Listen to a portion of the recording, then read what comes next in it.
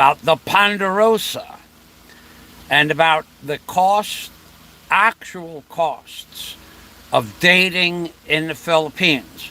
Whether you're dating a normal province girl or a city girl, with and or without children, we're going to talk about the costs of schools, school supplies, transportation, and every other cost that could be involved with the dating process itself. Plus, we're going to factor in airfare, time spent traveling, and in fact, how much you have lost from taking a month off from your work or your hobbies in America. But before we do that, we're going to do three things. We're going to talk about POPEYE 1 and his great channel, and YADZ Amodia Vlogs, who are two people that are collecting real money in real time to feed the children of the Philippines for this coming holiday season. So I'm going to give you both of their channel names and both of their channel links. It will also be in the description box of my video. At the top of the description box will be the YADZ Amodia Vlogs, POPEYE 1 channel, understanding that these two people are legitimately collecting money to feed the children in the Philippines with the help of Mick Fisher and I believe Michael Hunt, H-U-N-T. So we're going to get those links up on the page. Then we're going to talk about 10 other topics that have been on my mind, including my diet, which you people will come to the understanding that my diet is actually working out a lot better than you people want to believe, and that's okay, because that's okay. So let's get YADZ's. I can't get both. Well, let's see. No, I can't get them both up there. We'll put YADZ up first, then we'll put POPEYE. And remember, these are legitimate channels, legitimately collecting money to feed the children of the Philippines. And in addition to that, these are probably the only two people I would trust to collect money to feed the children of the Philippines, and that their promise I believe to be true. So they're being assisted by a man named Mick Fisher and another man named Michael Hunt. So seriously, if you want to help the children of the Philippines, you can do so by sending either one of these two people money. And less YouTube's commission, I am sure that all of the money will go to feed the children of the Philippines. So there it is. YADZ's blog is pinned to the top of the page up here with her link. POPEYE is the second one down. Most people know POPEYE. I myself have nothing to do with the charity of feeding the children in the Philippines. But these two people are willing to take the time to do so. So let's go back to me. As you know, because you have seen the insanity on my channel in days gone by, including what Flying Circus has a great vlog out, Alpha Male Construction, where you see the giant Giga Ego glasses and the chicken feathers in the top of the glasses. So if you see this, you know, and I know, and we know and everybody knows it's going to be a good show. So we're going to talk about 8 or 10 topics. Again, I'll just give you a brief synopsis. We're going to talk about Guess Who's Coming to Dinner, starring Sidney Poitier, and the plot behind the movie Guess Who's Coming to Dinner, and some variables to guess who's coming to dinner. We're going to talk about that.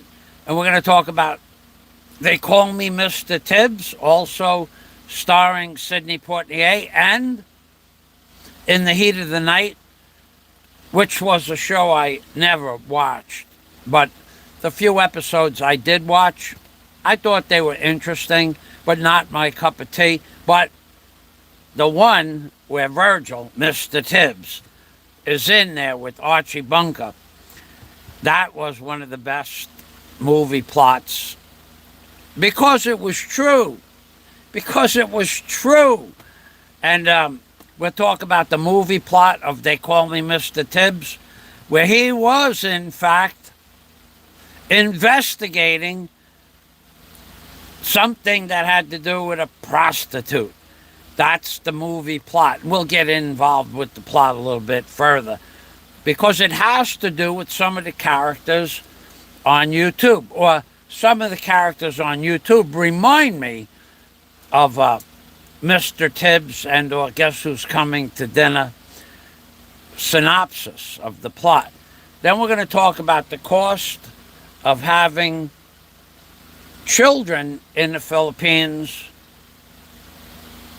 to some small degree, but we are going to talk about the cost of meeting a woman who has already a prefabricated family and what you, as a foreigner, are going to pay through the various costs of having someone else's children as your own in the Philippines. And this will give you an idea of whether or not you're interested in that aspect of the Philippines.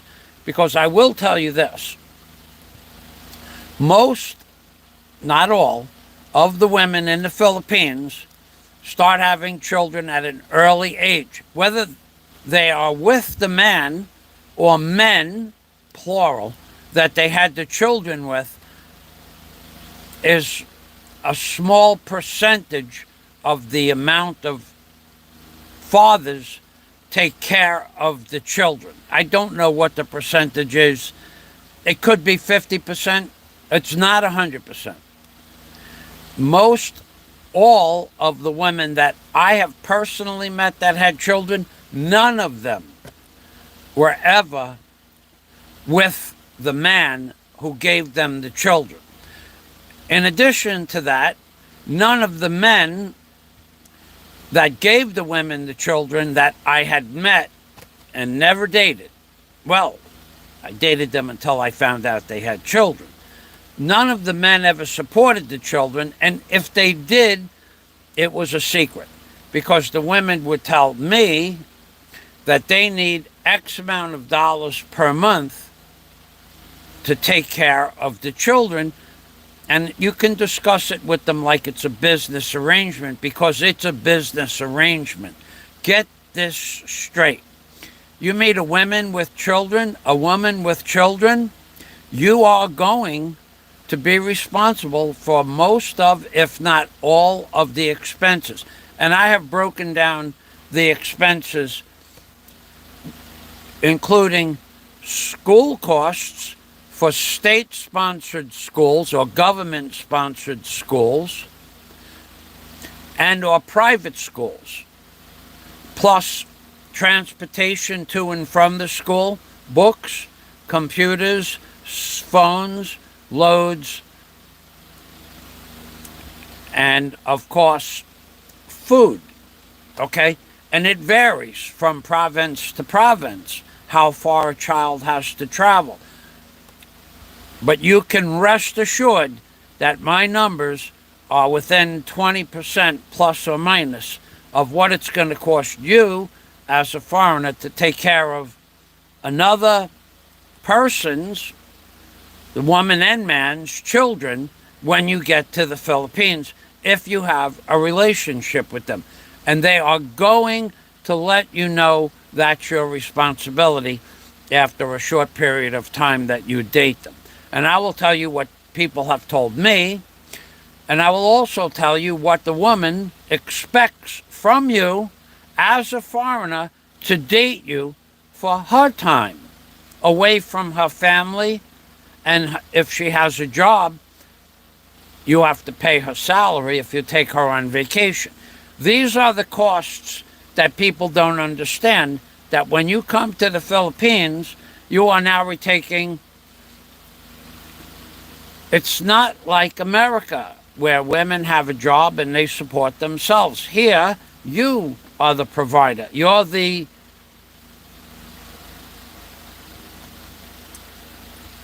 sole provider of money. You're the battery. They call you the battery. Just put an Energizer ever-ready tattoo across your forehead, because that's what they look at you as, a battery. And a battery that never runs out of money because of your pension. And if that's a bad way of looking at it, try to date a woman with children and not support them wholeheartedly. And then you will see that when you test the battery, if you had a battery tester, the battery is low. Your credit card is your battery.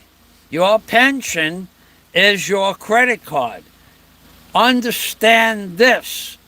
You have become a Filipino battery, baby. Just get it through your heads. Now, let's see what we got. We have trolling going on. Steve, 25901. Hey, Steve, thanks for stopping by. Fazio. Fazio. So that's, in case you hear in your mind's eye musical notes when you see Scott's portrayal. Fazio. Picture Skype going Fazio. Ding, ding, ding, ding, ding. Fazio. Ding, ding, ding. I'll make it happen. I'll make it happen for you. We'll do a little comedy here. Scott, don't answer the Skype.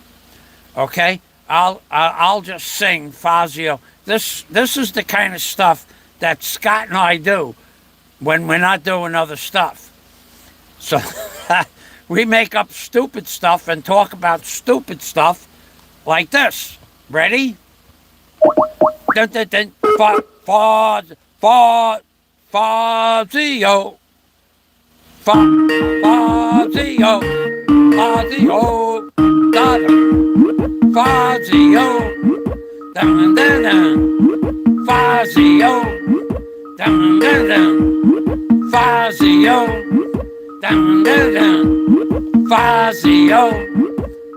This is the kind of stupid stuff that me and Scott do. Aside from Scott helping me with the concept, today's concept was brought to you by Scott Del Fuego.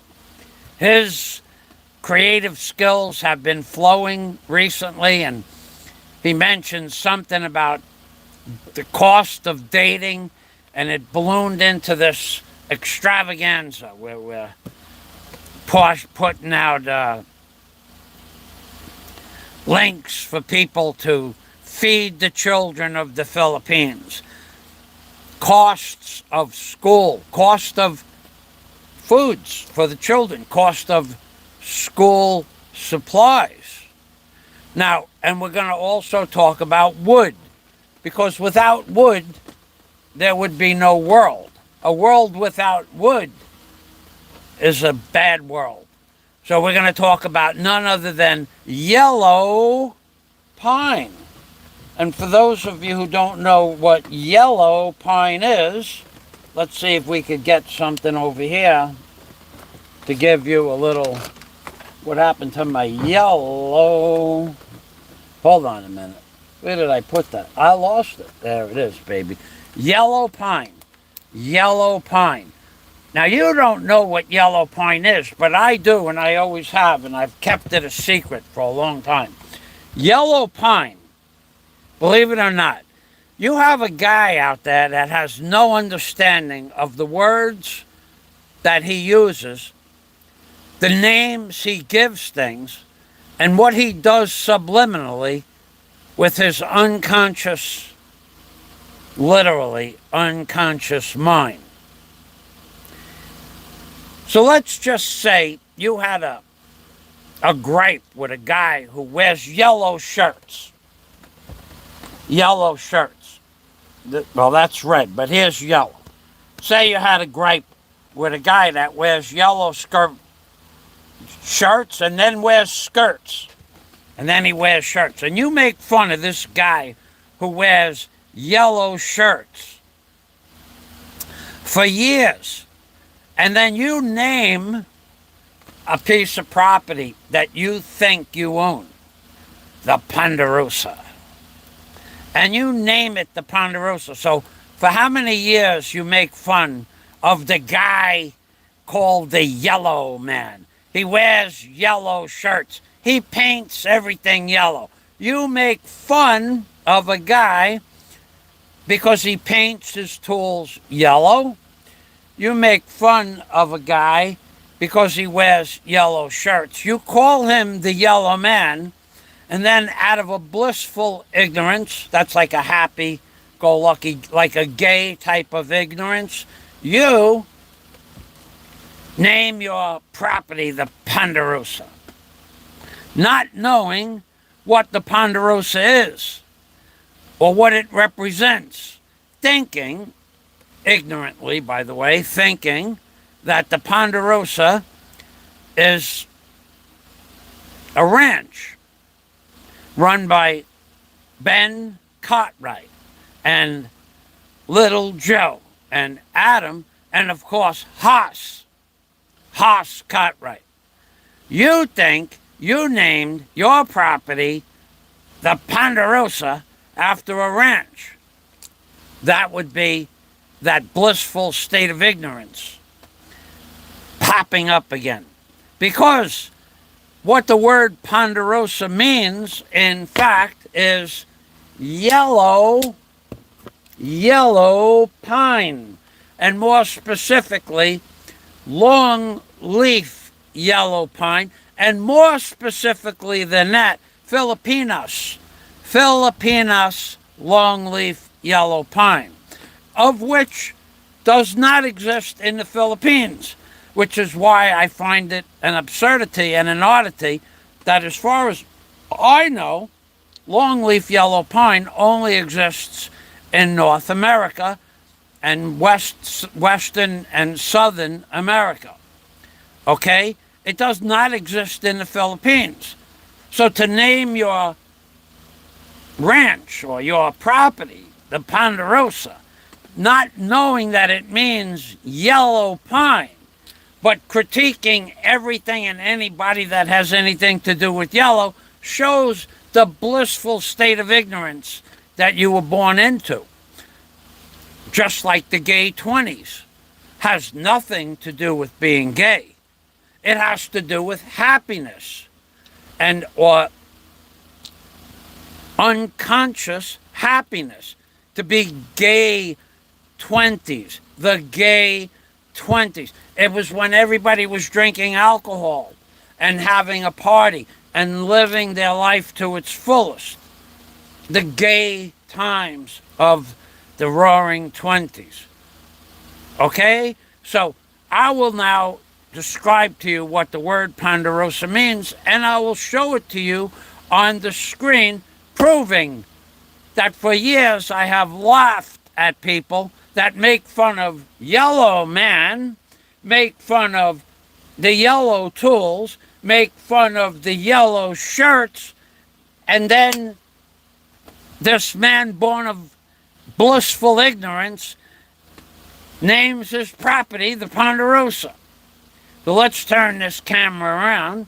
Let's start knocking some of these links off the top of the page.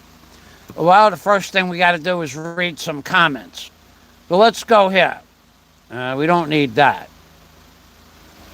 Hold on a second. I can't show you that page. Okay, so no, we don't need that page. Okay.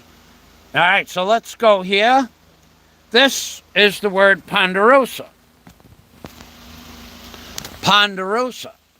But it's not. The Ponderosa in this is the name of a TV series. And we're going to have the link for that in a moment. And that's the name of the TV series. It's not the name of the Ponderosa that we grew up with, a.k.a. Bonanza, starring Ben and Adam and Little Joe and Haas Cartwright. So this is the Ponderosa. That's the TV series. But now we come down to Bonanza. Bonanza. So it initially starred Lorne Greene, Pernell Roberts, Dan Blocker, and Michael Landon. And it also featured Guy Williams at some point. So the cast and crew of Bonanza escaped to the Ponderosa. That has nothing to do with it. So I'll just give you this link to Bonanza, and we'll leave it at that. So let's get you this link on Wikipedia, Bonanza, and then you'll be able to see that the Ponderosa, the Bonanza was the Ponderosa, but the Ponderosa is not the Bonanza. And that's the problem with the ignorance of the people on YouTube. You never research anything that you talk about. Whereas Michael Thomas Fazio, he probably knows most of what you say in a blissful state of ignorance long before you say what you say in a blissful state of ignorance, and doesn't say anything because doesn't want to hurt your feelings of your blissful state of ignorance. And that's the truth. That is the truth. All right, so the Ponderosa, starring Ben Cartwright, that's a different thing. Now, let's go over here. Mike Dowdy, the Mule Ranch. Well, I don't know how many mules the Ponderosa had on it, but they had mules on the Ponderosa on the ranch called the Bonanza. And the reason for the mules, Michael Dowdy, is because, number one, a mule is a breed of a horse and a donkey. And they breed them because they're docile creatures and they don't have aggression because they're also asexual. So they don't have a high testosterone level. But what mules are good for, and what Ben Cartwright needed on the Bonanza, on the Ponderosa Ranch, is he needed mules in order to bring the logs, because that's what the Bonanza was, a logging company. And he had logging that was done in the hills, and back then they didn't have diesel or gasoline engines, and what they would do is they would hook a mule or two mules or three mules for Sister Sarah up to a harness, and then they would sling a Ponderosa pine or long leaf yellow Ponderosa pine onto the mule train, and the mules would do the work. The mules, because the mules would do the work that horses didn't want to do but could do, but revolted. The horses, they had testosterone. They said, this is not for me. This got to get a mule to take that log down there. I'll take one or two logs, but after that we got to make a few mules. So the mules were a necessary part of the Ponderosa to get the logging logs, the logs that were logged, down to the mills. And the mules, it was mule power. Because mules are good for a few things. They're good for packing. When I went up and down the Grand Canyon, they had mule rides for $175. You could sit on a mule, and the mule would bring you down into the Grand Canyon, and then at the end of the day, the mule would bring you back up. And at the bottom of the Grand Canyon was a big area where you could park your mule or feed the mule, and you could walk around and go into the Colorado River, and then somebody would take care of your mule, because mules need to be taken care of just like horses and dogs and goats and sheep. Mules have needs like, I don't know what mules need. They need food and they need water. So down at the bottom of the Grand Canyon, you'd get on a pack mule and you'd sit on the mule. The mule would do all the work. You would just watch the view. Now, I hiked it down and up because in 1990, I was only 35 years old. That was an easy hike. It was a long hike. It was 16 hours up and down the mountain in the dark on the way back up. But it was a great hike. So we went down there one morning. We stayed overnight, and then we packed it back up for the next night. But we didn't use mules because I don't need a mule. Some people need mules. They took the mule down to the bottom of the Grand Canyon because the mules, horses would not be able, you could not use a mule as a pack animal to go down into the Grand Canyon, because some of the ledges that we went on were only about 36 to 42 inches wide. And the mules would hug the wall.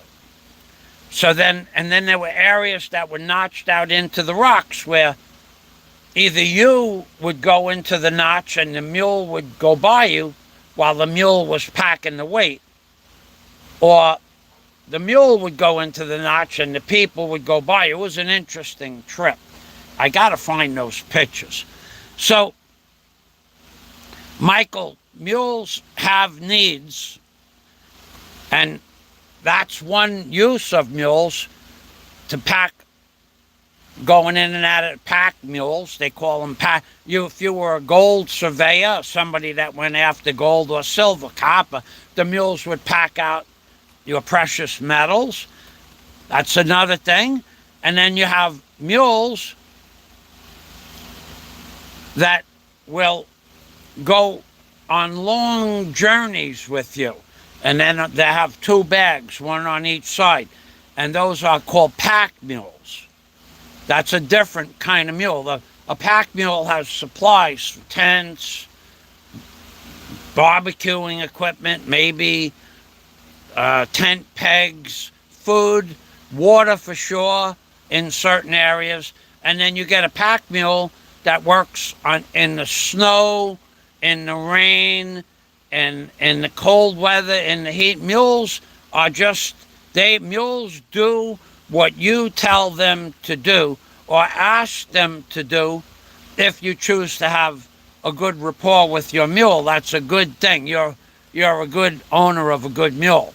But mules will basically just do what you want them to do when you need them to do it, because that's their life, is to mule for you. That's where the word mule comes from.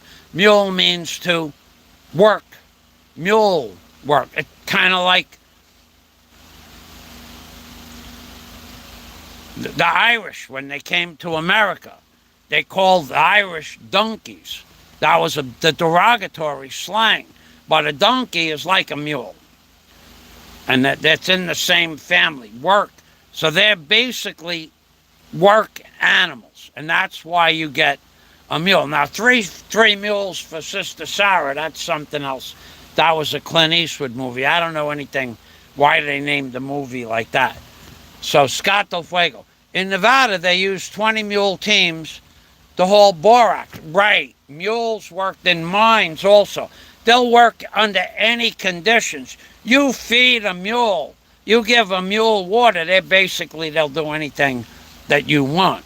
I got to figure out how to make a mule, because The what? How do you make a mule, Scott? You want to look? I know it's a horse and a donkey makes a mule, but I forgot if it's a female horse and a male donkey, or vice versa. Steve 25901 always has some spiritual insight into the topic matter. A mule could, Steve 25, oh God, or a caregiver, a fake gold adorned Guido with a community college photography degree, says Steve 25901. Let's see what is that? What exactly is he trying to say? I'm not sure, but Steve has always been a good friend and a good commenter. So I'm not real sure, but we'll leave that up there. Thanks, Steve, for your input. Mike Dowdy says, Scott, I remember my grandmother had a box of 20 Mule Team Borax in the basement. I remember Borax. Remember Borax soap? I remember that. You could burn a mule, but don't burn a mule on camera. I hear that you could yell at mules and they just look at you like a mule with a mule face. They don't care. How far do they advertise flight deals to the Philippines? All right, let's go back up here. Let me finish with the mules first. So we need to find out from Scott, how do you make a mule?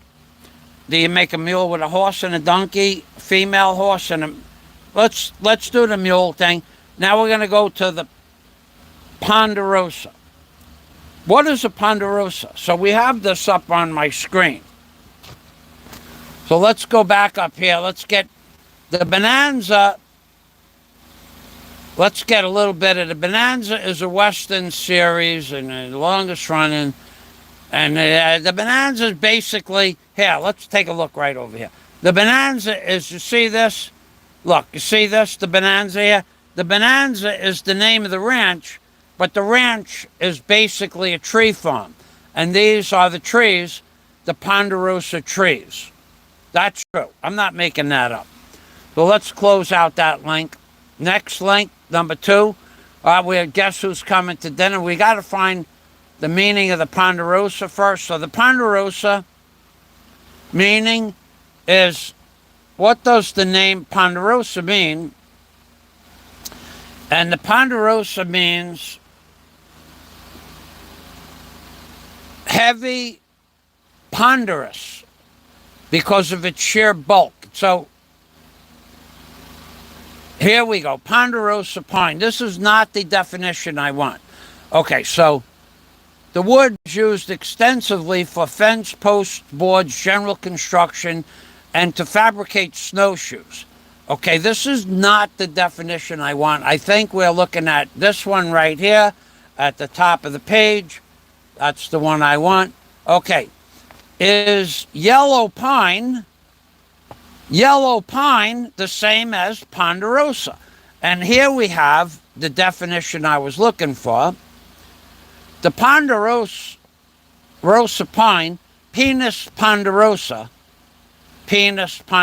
right here, Pinus ponderosa, right here in the Pinus ponderosa, also known as yellow pine, is one of the most widely distributed trees in the western United States. Now let me get this definition up there on the screen, and we'll go back to the Pinus ponderosa pine because it's a variety of pine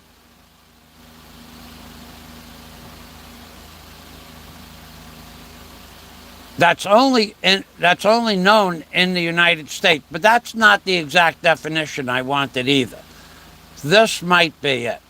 I think it's the third one. Nope, that's Mr. Tibbs. Okay, we'll go back here. What is another name for the Ponderosa pine? This is the one. No, that's not it. The Pinus, it's called the Pinellus. What is longleaf yellow pine? You know where I got that definition? I got it right here. I got it right here, right under Sammy Davis. Okay, here it is. Philippinus pine. Philippinus pine, right there. You see that word? I'm going to copy that. Philippinus pine. Even though it doesn't grow in America, in the Philippines, it's called Philippinus pine. I find that really interesting, but there's no Philippinus pine in the Philippines. I tried to find Philippinus pine in the Philippines, but I can't because Philippinus pine in the Philippines does not exist. So give me a moment to get this up on the board here. Oh, that's definitely not the definition we wanted.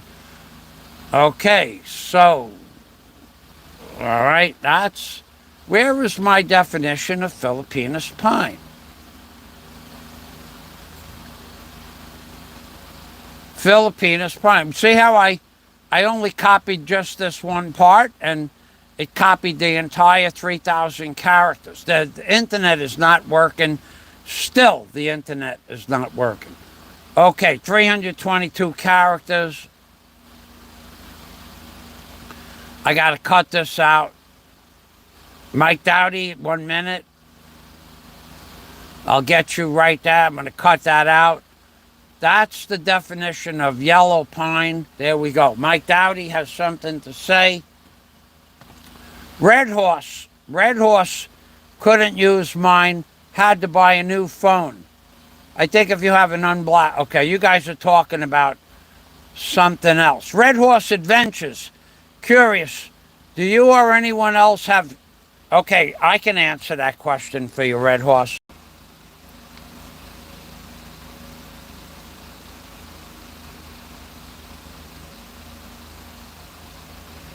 Red Horse. Okay, here's what you do. I was in Samsung today, Sunday. I was in Samsung Sunday. I was also in Samsung Thursday. On Thursday, a guy walked in to the store and had the problem that you're having with his SIM card, C-A-R-D, not an electronic digital SIM. I know this because I asked him what kind of Galaxy 21 phone he had. He says, I've had this phone for 5 years. And when I come back, each time I go to the Philippines, I bring the phone to the Samsung store and they reprogram something. So what I think you're going to have to do, what this man did, he was an 82-year-old tennis instructor. And he had been to the Wimbledon 2 years ago. He's been to every major tennis event in the world. And he was such a cool guy to talk to. We talked about New York and what he did when he was in New York. But he had a phone, and his card, he had to bring the phone to the store, and they did something with the phone, because then he was sitting next to me, and they brought the phone out to the man, and they showed him the phone working. So at the store that you bought your phone from, they will reprogram it. I would imagine you have a major brand. But you yourself cannot do that. Or he could not do it, even after doing it for 4 previous years. He just brings it to the store, there was no charge, and they reprogrammed the phone. Took about 10 minutes. And thanks for stopping by. Red Horse Adventure. Mike Dowdy said,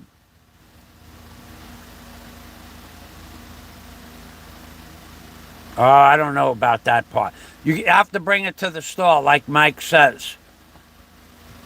Okay, so, thanks, Mike.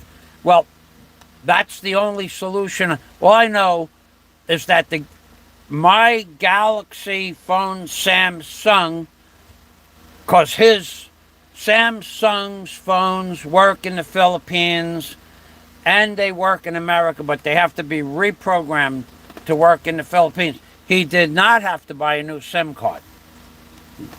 Maybe he had 2 SIM cards in the phone and they just switched one SIM card.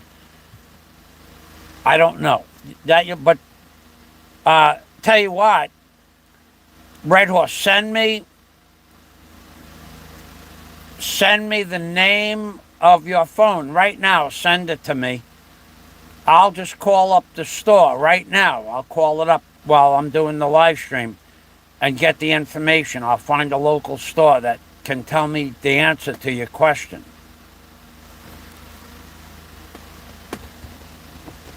There's no problem. Just give me the model number of your phone and I'll just Google the phone number for a local store and call them up. Okay, so we were talking about the Ponderosa Pinus similis, Pinellus ponderosa pine. So the Ponderosa pine is a tree. So let's say you wanted to go visit the Ponderosa. Well, you can't visit the Ponderosa because the Ponderosa is a tree. But if someone named their place the Ponderosa, then you could visit the Ponderosa, but now you can't. You're not going to be able to talk to anybody because the people that run the Ponderosa are on vacation. That's why you haven't heard any new, what do they call, episodes from the Ponderosa. The Ponderosa is on vacation. There might be a skeleton crew on there, but there's nobody lives out of stock. Much appreciated. So that's what I think. I've been looking for new episodes from the Ponderosa, and there hasn't been an episode. So what I'm thinking is that the Ponderosa is on vacation, and they don't want you to know that they're on vacation at the Ponderosa. So they made up a big hoorah. I'm mad at the world, and I quit making TV segments for you people on YouTube. That's where my head is thinking. I'm pretty sure I'm right. So now let's go back into my, well, let's talk about, they call me Mr. Tibbs. Oh, the stuff that I was researching this morning. So this is, we're going to talk about Sidney Poitier. Wow, he's a very famous black man. In other words, they've been making famous black men since the 1970s, and even before that in science fiction. And of course, Danny Glover, the great Danny Glover, in that movie with Mel Gibson with Predator. Oh, they make a lot of famous black stars. And Sidney Poitier is probably the most well-known famous black star. And he starred in a movie, They Call Me Mr. Tibbs. Now, I have this information in my description box, okay? So along with Guess Who's Coming to Dinner. So let's just go over They Call Me Mr. Tibbs synopsis. We're going to go over 2 of the great Sidney Poitier movies, and they both have something to do with bloggers somewhere on YouTube. So, Mr. Tibbs, the plot thickens.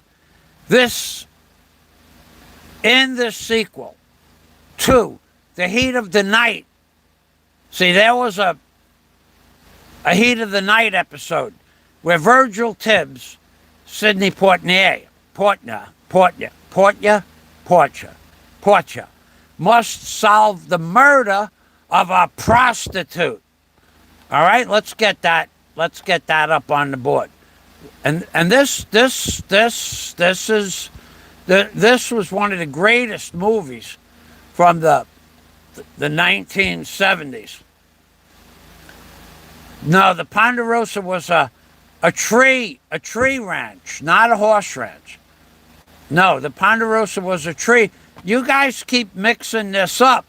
The Ponderosa is a tree. DNC. A Ponderosa is a kind of tree. I'll go over it again because you guys are not coming in late and starting late in the middle of the thing. And okay, so Mr. Tibbs, the plot of the famous movie Mr. Tibbs was to solve the murder of a prostitute. Prostitute. It's okay, I'll go over it again, DNC. I like the story itself. I like the story itself. For you, anyway. So for you, I will do this. So the Ponderosa is a tree farm. The Ponderosa is the trees of the Bonanza. The Bonanza is the name of the farm.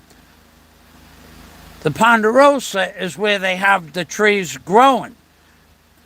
And of course, in the Ponderosa was the Bonanza, and in the Bonanza was Lorne Greene, Little Joe, and Haas. They were in the Bonanza, and Adam. So they all have new jobs now. Adam is a blacksmith. Lorne Greene and Little Joe are out in the range collecting stray stares, and Haas is shoeing horses in the barn. And that's the jobs of the men in the Ponderosa when that was the last episode. They all had new jobs.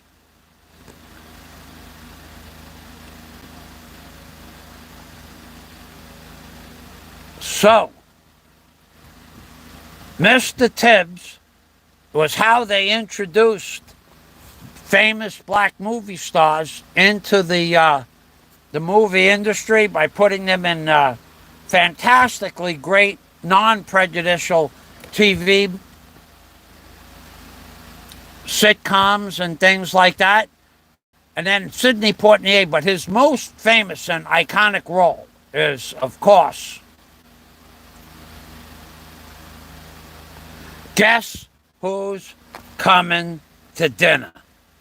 So this is a movie, and the film synopsis of Guess Who's Coming to Dinner is pretty funny because what happens is Sidney Poitier is dating a woman named Catherine Houghton, a free-thinking white woman, and a black doctor, John Prentice. Prentice, by the way, it's a play on words. It's a play on words. John Prentice.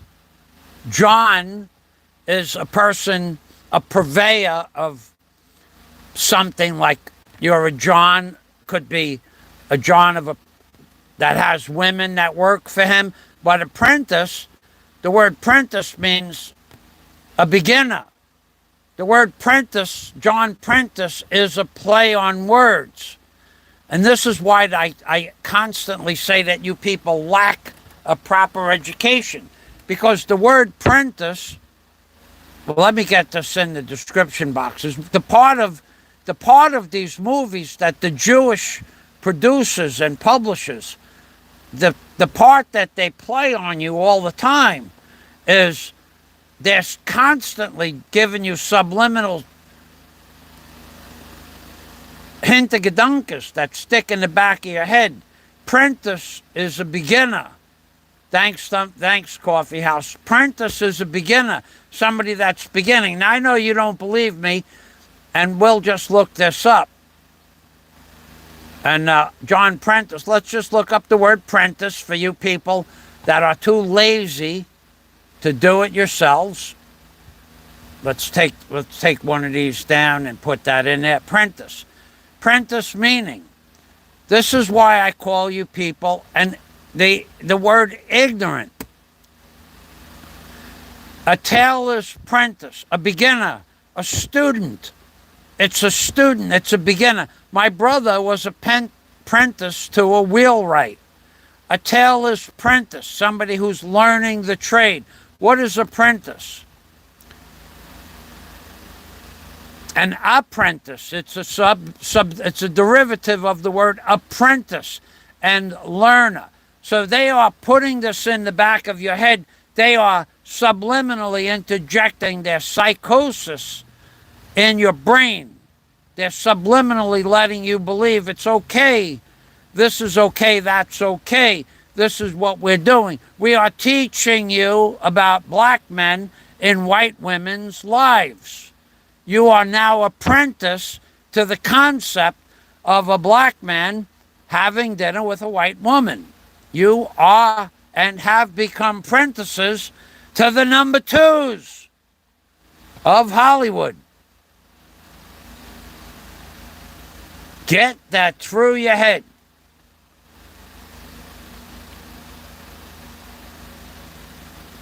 You have become programmed to believe these things that they want you to believe. Now, I have a playlist that I want to go over before we go any further.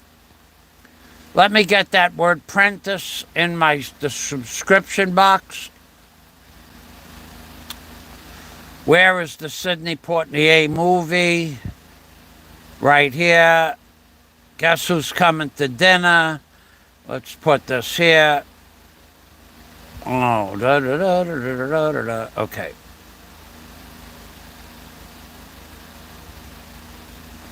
Okay, let's just get this right here.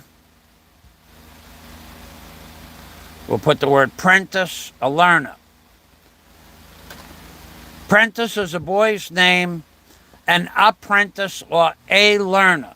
This is the part that you people don't get.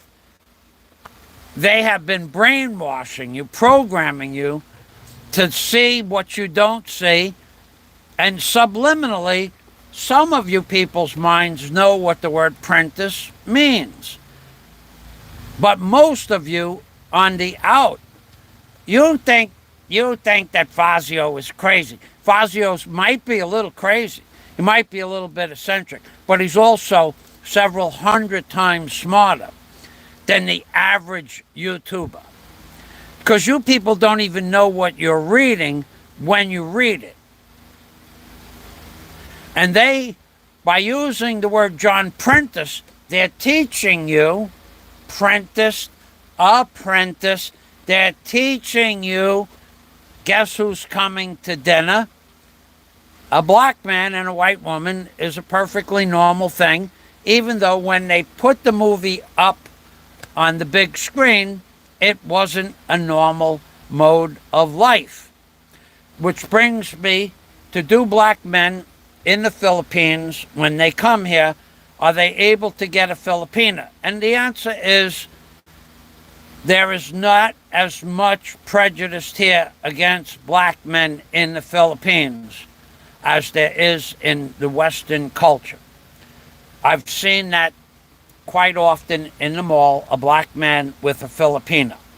So for the black men that are coming to the Philippines, they, the people of the Philippines in general, have never been programmed to be prejudiced. So it's, in that way, it's a much more serene and laid-back culture, which was one of the points I wanted to make in the blogs that I'm making. Now I'm going to go back to the cost of dating women in the Philippines, unless someone has another question. Steve 25901. They advanced that further. For instance, look at the similarities between the set of Ellen to the building on Epstein Island. It's all subliminal. I don't know what you're specifically saying, Steve, but the subliminal hintergedankas that they put in your brain through movie titles. For instance, Star Wars, the trilogy of Star Wars, the concept of Star Wars is biblical in nature. You can take the trilogy of Star Wars and bring it into biblical terms. It's not a new concept, the Star Wars, the good, the evil, the dark Sith, Satan, satanic. It's basically, if you were to Google trilogy, Star Wars trilogy and Bible, well, I guess I'm going to have to do it for you. You're going to come to see where George Lucas and Steven Spielberg took the concept of Star Wars from the trilogy out of the Bible. From biblical, that's true. It's been true since day one. This is what they do. The song Stairway to Heaven, the most well-known song in rock history, is plagiarism straight out of the Bible. There's a story in the Bible that sings the song almost word for word of Stairway to Heaven. And I'm not kidding about that. And it's not in the King James Bible. But the song Stairway to Heaven comes directly from a story in a Bible, word for word, sentence for sentence. But the words were rearranged, and pronouns and nouns and verbs were added to the sentences to make the song Stairway to Heaven. So either Led Zeppelin, a.k.a. Robert Page, or Jimmy Page and Robert Plant, either they plagiarized the song from the Bible, or they came up with the same song, which is also possible, through a spiritual enlightenment. But the words from Stairway to Heaven, if someone could call plagiarism from the words from the Bible, they would be in jail or have to give all the money for Stairway to Heaven to the person that wrote the Bible. So that's not possible. Therefore, they were allowed to plagiarize it, and no one made a stink about it. But I guarantee you, if I did a lot of research going back into my original files, that was going to be part of my original book, Stairway to Heaven, was plagiarized by Led Zeppelin. And the words that I got from the Bible I got it from are in my original discs. Word for word, sentence for sentence, verbatim, the words from Stairway to Heaven. There is no diversity between the words that are in one of the old Bibles and Stairway to Heaven. It's not a well-known book. It's not the Gideon's Bible. It's not the King James Bible. It's not the Douay version of any Bible. It's not the New Bible. It's not the Christian Bible. It's an old Bible. It might have been 80 or 90 years old when I was doing my research. And I had like 13 Bibles. I had a stack of Bibles. And it was in one of those Bibles. You could believe it or not. I'll find it one day and prove it to you. So, we have trolling. We have trolling. Free Palestine. Ronnie, we're going to get to Free Palestine in a moment. We're going to get to that. I'm going to go to my playlist. I will not talk about Israel and Palestine, but I will talk about my playlist. We should go there now. Flying Circus says, did Haas, Ben, Little Joe, and Hop sing Adam, Candy, and James take turns riding the mule? You snaked me on that one. You got me on that one. Okay. No more of that troll. I was just trolled. They got me. They rickrolled me over here. They got me to say stuff that they know I would never say on my own. Spiritual enlightenment on acid. That's probably true. Led Zeppelin, look, you gotta give enlightenment, or one aspect of enlightenment is always connected to a spiritual enlightenment through lysergic diethylene, diethyl bromide. David Connery always looked like he'd had a bit of sugar in his tank.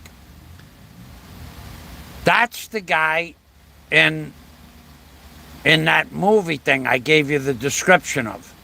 I don't know. I don't remember the movie that much, Steve, but you're a pretty enlightened guy when it comes to... You have a good knowledge base, Steve. You actually do have quite a good knowledge. I'm not being facetious about that as well. So one of those two descriptions I gave you. So Sidney Poitier. Now let's talk about the movie Sidney Poitier. All right, so we got Prentice. Well, we do have Prentice, right?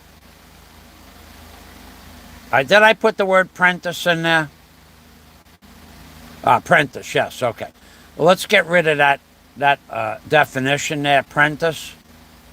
Let's go to the next one is Sidney Poitier.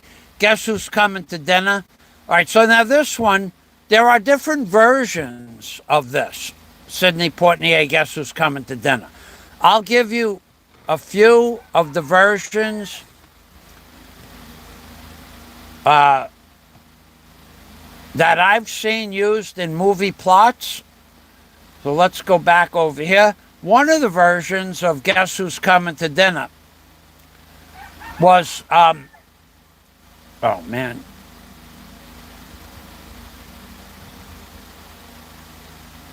San Francisco, too. It comes from San Francisco. One of the versions is happened to me, actually. It happened to me. I'll give you a different version of Guess Who's Coming to Dinner, and it'll be a true story. Oh, I guarantee you it'll be a true story, because I saw it happen. It happened to me. Okay, so this is one version of Guess Who's Coming to Dinner. Is this woman, Catherine Horton, brings John Prentice home to her parents in San Francisco, and the story is that she's bringing home a black man to a white family, and there's controversy there. Now, if this has never happened to you, well, then you're in for the surprise of your life when it does happen to you, because it happened to me on my brother's 30th birthday, and I'll remember this like it was yesterday morning, okay, last night. So we're at my brother's house, and it was a big party. My brother he's a party animal. He had a lot of parties. He would have a party for Super Bowl, Thanksgiving. We all spent Thanksgiving at his house, and then we went to Eddie Alea's house, Eddie Aleva's house, and Aleva Insurance in Brooklyn. And we had a lot of big parties, big parties, with a lot of people, 100 people, 50 people. So anyway, I'm at my brother's house, and I got a date with Fabienne. You've heard me talk about Fabienne Bedard, the French girl, the little French girl that I dated I knew her since she was 12 or 13. I started dating her when she was about 18 or 19. We dated until we were in our 30s. In fact, Mrs. Bedard is the woman I helped take the tree roots out of in front of her house. Mrs. Bedard has won the over 65 marathon, New York City Marathon, 17 times. 17 times. More than she holds the world record throughout all of the future history of the world. Nobody has won the New York City Marathon more than Mrs. Bedard. Nobody ever. 17 times. She either won it or came or placed. And she's won it first place several times. Over 65. Now, the last time I saw her, she was in her 80s, and she was doing 80 plus category. So anyway, Fabienne and I dated.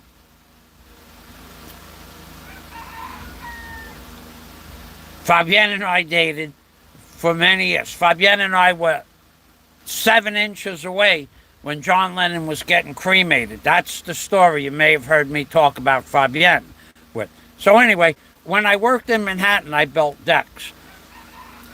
And Fabienne used to come to my house in the morning at 6 o'clock in the morning. Now, going back, how far back is this? We're talking 1973, 1974, 1975, 76 even. So I was 21, and she might have been 18 or 19. So Fabienne would come, and if it was snowing, the car, I never locked the car. She would shovel the snow off the car with the broom, and she'd start the car up and get it warmed up if she got there early, and then sit in the car and wait for me. So I dated Fabienne since I was 21 years old. So when my brother was 30, I would have been about 33. And Fabienne and I had a date, and she was going to come to my brother's house for my date with her. So my brother's wife said, "Where's your date?" I said, "Fabienne will be here, when she gets here." I could throw a rock and hit Fabienne's house from where we were standing we were in the house, but Fabienne's backyard and my brother's backyard, they backed up against one another. So you just jumped over a 3-foot fence.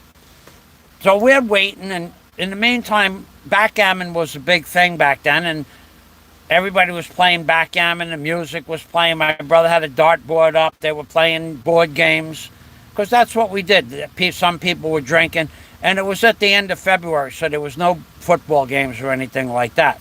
So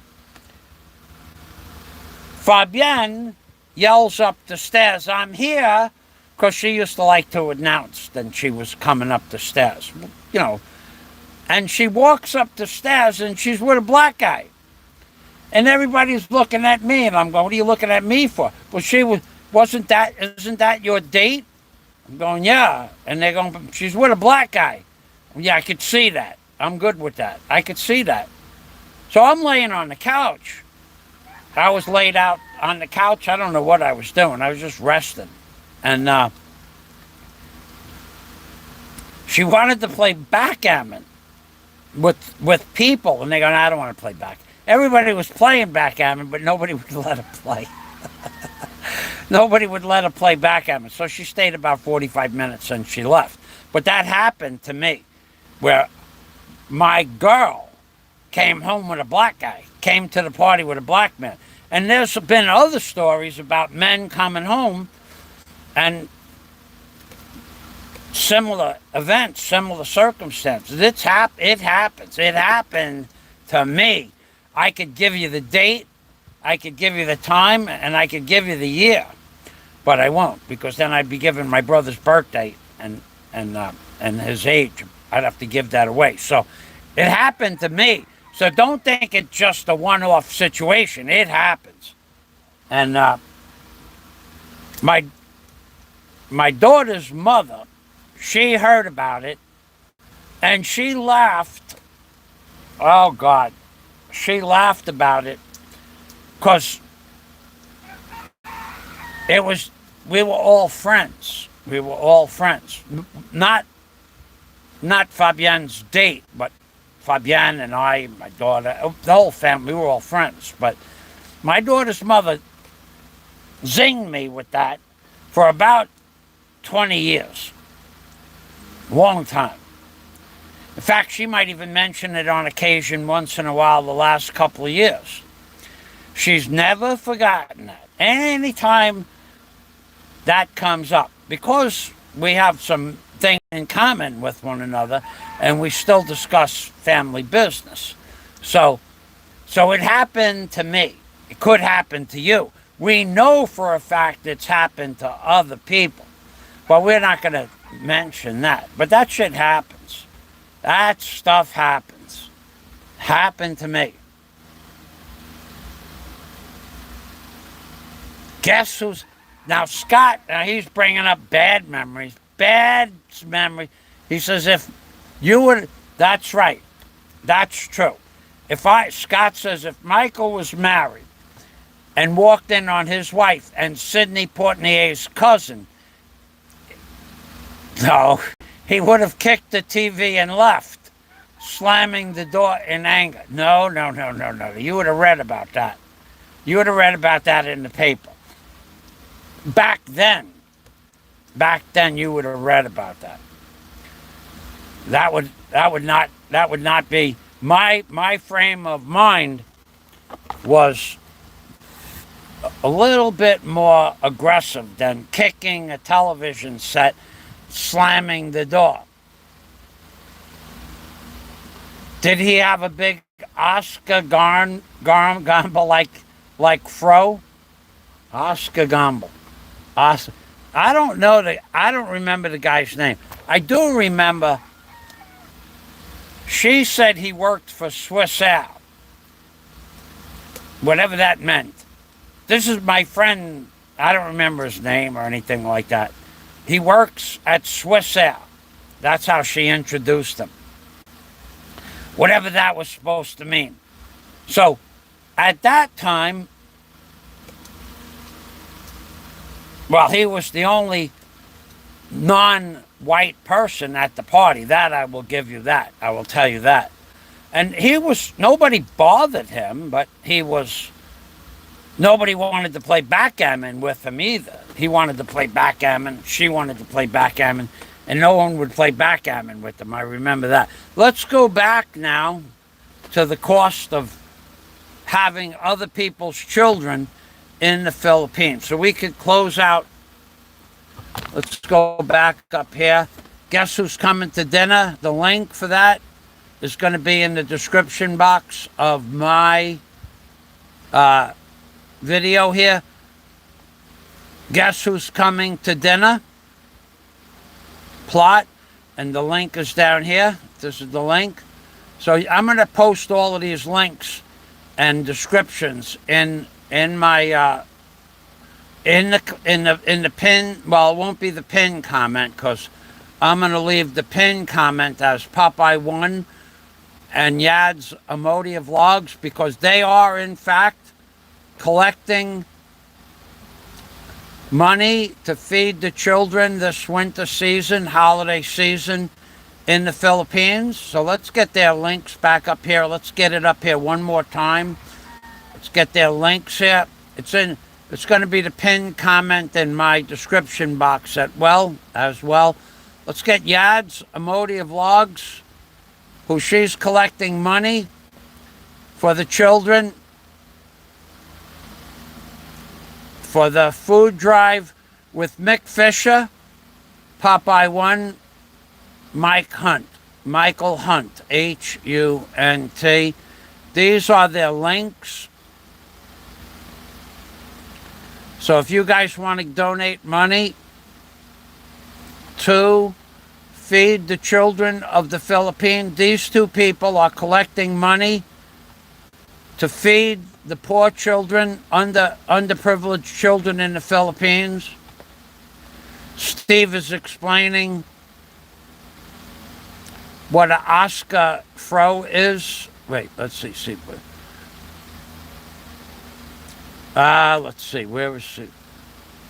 Did he have a big Oscar gamble like Fro? Okay, so Steve is explaining. Oscar was a former Yankee outfielder with a magnificent afro, famous for the quote, "Folks don't think it be like it is, but it do." Well, that makes perfect sense. Thanks for clearing all of that up, Steve. Okay, so where are we now? Let's go back to my next link here. The cost of children in the Philippines. So if you guys are coming to the Philippines to meet for a serious relationship, okay, and you meet a woman with children, does it mean you're going to stay here? How few, that's a better question, how few of you people can stay here in the Philippines? Not even 1%. Not even 1%. But if you want to call that girl that you meet while you're here in the Philippines your steady girlfriend, be prepared to pay for that title. And pay you will. Because my experience here is that when you meet a woman with children, they're going to want no less than $200 a month to take care of the child. No less. That's 10,000 pesos. Okay? But that is a minimum. That's a minimum. On average, each child, school years wise, once they start school, it's going to cost closer to 20,000 pesos a month. So if you plan on coming here and staying here, which is only 1% of the people, I'm going to give it to you by the numbers. I broke it down in my description box as well. $400 a month per child. That's about what it's going to cost you. It could be 20% more or less, but those are minimums, $400 a month. Now, I'll go to my description box and I'll show you how to break it down, but let me go back to the cost of, if you Google cost of schools in the Philippines, and if you spell the word school correctly, you will see that the tuition in a government subsidized school is free. But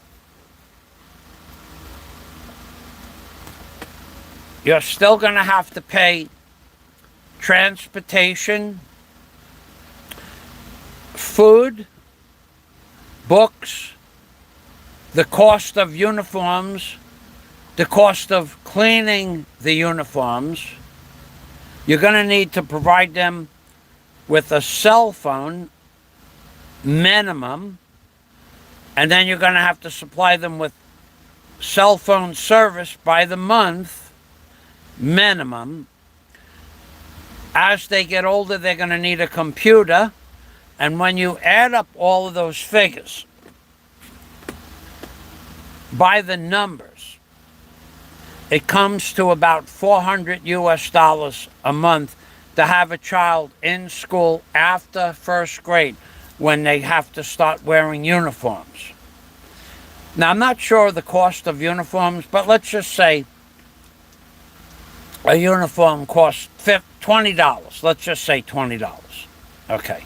So you have to clean the uniform. You have to buy soap and water and bleach to clean the uniform, and that's your job. Okay. Now, transportation, $2 a day.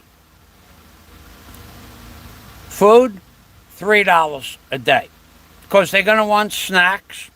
You're going to have, they usually buy breakfast outside the school, or you have to feed them. But $3 a day for food, $2 a day for transportation, $5 a day times 22 days a month. That's $110 a month, or 5,000 pesos, plus the uniform. But that does not cover the phone or the load. So a load for the month is going to cost you another $20 a month. So we'll just add this up. Another 1,000 pesos on top of 5,000 pesos, or 6,000 pesos a month. Now, you also have to buy supplies, but you also have to buy a phone. So let's say you buy them a phone, it costs you 10,000 pesos for a phone. Amortize that over the course of a year. Now you're spending 12,000 pesos a month. That's an amortized phone. Means what did it break down for per year for the phone? Because the phones don't last. They lose them, they get wet, they break. So that's 12,000 pesos a year before you start buying school supplies, pens, pencils, paper, and whatever other supplies so just add another 1,000 pesos a month. 13,000 pesos a month.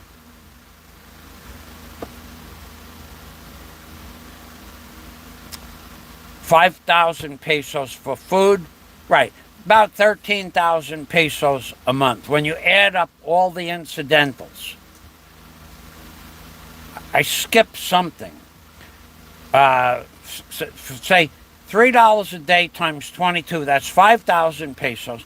1,000 for the internet service, that's 6,000 pesos. 1,000 for the phone, that's 7,000 pesos. 7,000 pesos. School supplies, another 1,000 pesos on average. 8,000 pesos a month. Just round it out to 10,000 pesos. That's $200 a month. 10,000 pesos a month. But then if you have to buy them a computer, cheap computers are another 30,000 pesos, amortized over 3 years. It's another 3,000, another 1,000 pesos a month. So 10,000 pesos a month. But you also have to understand the child has to eat at your house where they live. The child needs sneakers. The child needs clothes. The child needs snack money. The child needs money for other things. They need money for stuff. They're children. They need to have things. So, whereas my incidental costs are 12,000 pesos a month, that's for the school, the computer, the books, their food, and transportation, but they have other needs. And those other needs are when they're at your house. And that means presents for Christmas, presents for graduation presents, cakes for their birthdays, supplies for their birthday parties. You got to figure 20,000 pesos a month per child. Now, if that's your thing, to donate, and you have the money to give for that project, and it's a project, well then you're all set. And you want to spend your time nurturing the children, because that's also part of your job. Just because you don't see foreigners nurturing the children, ever, unless it's their children. When do you see a blogger in the Philippines community ever talking to their children? Come on, let's go to the beach. I bought an RC radio-controlled boat. Let's go play with the radio-controlled boat. Or I'll buy this drone for you children. I will show you how to operate the drone, and then you can... When have you seen a foreigner nurture the children that they're with if it wasn't their children? Never have you seen that. In this genre, there's a few people that have their own children, that take their children around. You see them in a restaurant, but you don't see the men in the Philippines teaching their children skills, showing them how to use a rake. Let's go fly a drone. Let's go down to the ocean and fly and run this little radio control boat that I bought for $50. Let me show you how to plant something. You will see the Filipino mother on occasion. They will teach the children, but I've never to this day ever in real life here in Bohol or any place on YouTube ever seen a foreigner nurture someone else's children. And why don't they? I don't know. But I would not. I ask a woman 5 or 6 immediate questions. If any one of them is on the other side of the way I think, we're done. The conversation is over. I ask a woman first off, do you have children? If they say yes, I'll talk with them until we're done talking. But our conversation is over when they tell me they have children. I am not going to try to take care of someone else's children again. I've tried it. For me, it doesn't work. It's always the same thing at the end of the day. The woman, American or Filipina, their children are always going to come before you. Always. It's like this in the Philippines. It's children, mother, father, their mother and father, their grandmother, their husband, the children's father, the children's cousins, the dog, and then you. Get that through your head. That's the pecking order. It's the children. You get into an argument with the children, you're never going to win. You might as well not let that happen. So if you think you're going to get into an argument with their children, if you think you're going to tell their children something, and if their children are good children and they listen, that's a big plus. But if they don't listen, give it up, because she'll leave you. If you are not going to win an argument with the children. I took in somebody else's children. They were my best friend's children. And my first girlfriend. And I was her first boyfriend. And we knew each other since we were 12. And I told her children to clean their room because you couldn't walk through their room. The toys and junk and garbage and plates and cups and food on the when I went there to live with Bip in 1993 in South Central Florida. The kids had no parenting at all. My friend, who was my best friend, and he was an alcoholic since we were 19 years old. Had we not grown up with each other since we were 6 or 7 years old, I wouldn't be friends with him. So I was there taking care of his children. They were incorrigible. No matter what you wanted from those children, you had to give them something. You had to give them money, or take them out for hamburgers, or take them out for pizza, to get them to do anything. Vacuum the living room. I want pizza. You had to buy them pizza for them to vacuum the living room. That lasted about a month. But here in the Philippines, it's not any different. It's a lot less expensive, but it's not any different. So my first question is, do you have children? Yes, that means we're done. We're done. It ain't going to happen.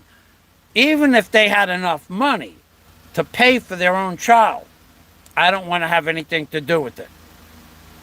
And you shouldn't either. Because they're never going to be your children. You need to remember that. Now, that's a bad attitude, but that's the truth. Number 2, what I asked them, can they swim? If they can't swim, I'm not interested. I don't ever want to try to teach somebody how to swim again.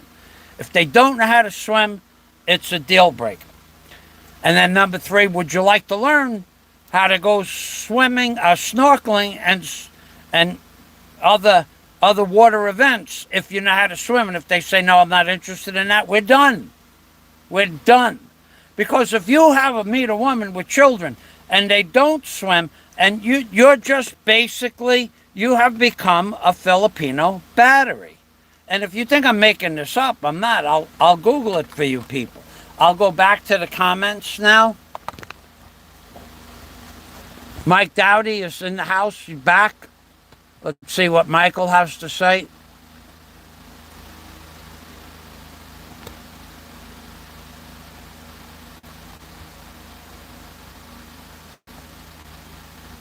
Flying Circus is in the house. Oh, a Yankee. That's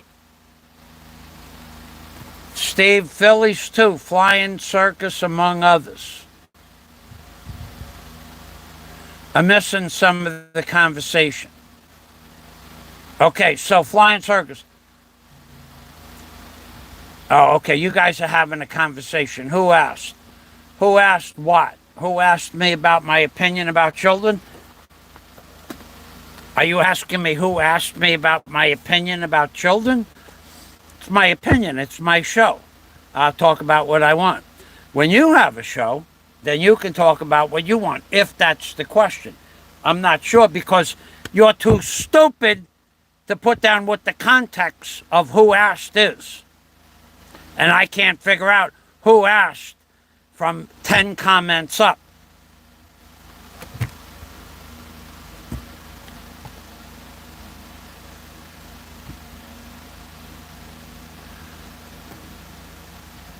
Clients, oh God, here we go. We are into trolling now.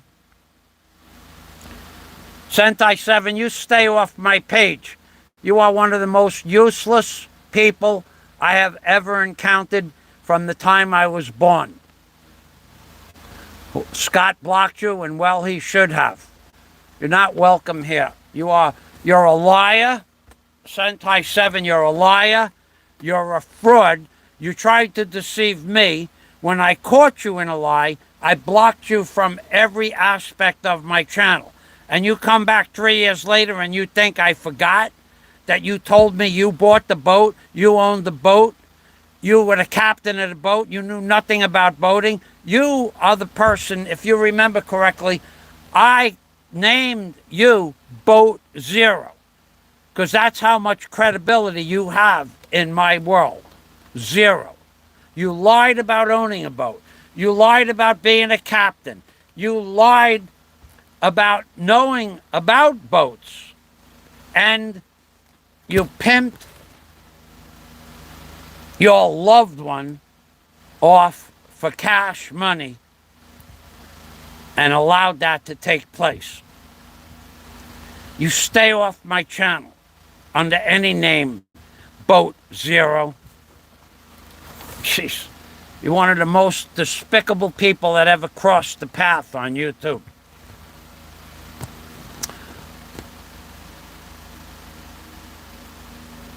All right, so we're back here. I remember one guy, oh, there's trolling going on. Let's get the bowling ball out, because we're trolling for bowling balls. I remember one guy tried. I saw one, it's Troll City, baby. DNC, Human Circus. I saw one foreigner trying to nurture a little boy, taught him a song. Taught him how to sing, did he? That wouldn't be the Muffin Man song, would it? Steve says LOL to DNC. Steve says, I remember one guy tried, but the kid got pouty and retreated behind the mama's skirt. That was another true story by Steve 25901. Those two things happened. Mike Dowdy. That's why I prefer to be Uncle Tito. You can spoil him and send him home. I don't blame you for that. Oh, one more thing about nurturing other people's children. There's an idiot, a fool. Spell it capital F, capital O, capital O, capital L, period, exclamation point. A fool that believes in the Philippines to be asked to be a godfather of a Filipino child is a privilege, and that makes you part of the community. Anybody that thinks that's even a remote possibility of why you're being asked to be a godfather has an IQ of 42. Okay? I have been asked to be the godfather of a set of twins. When Daisy was here, there was a set of twins that were born next door. A single boy and a single girl child. Twins were born by two people that lived next door, and the boy and the girl were both born by different families.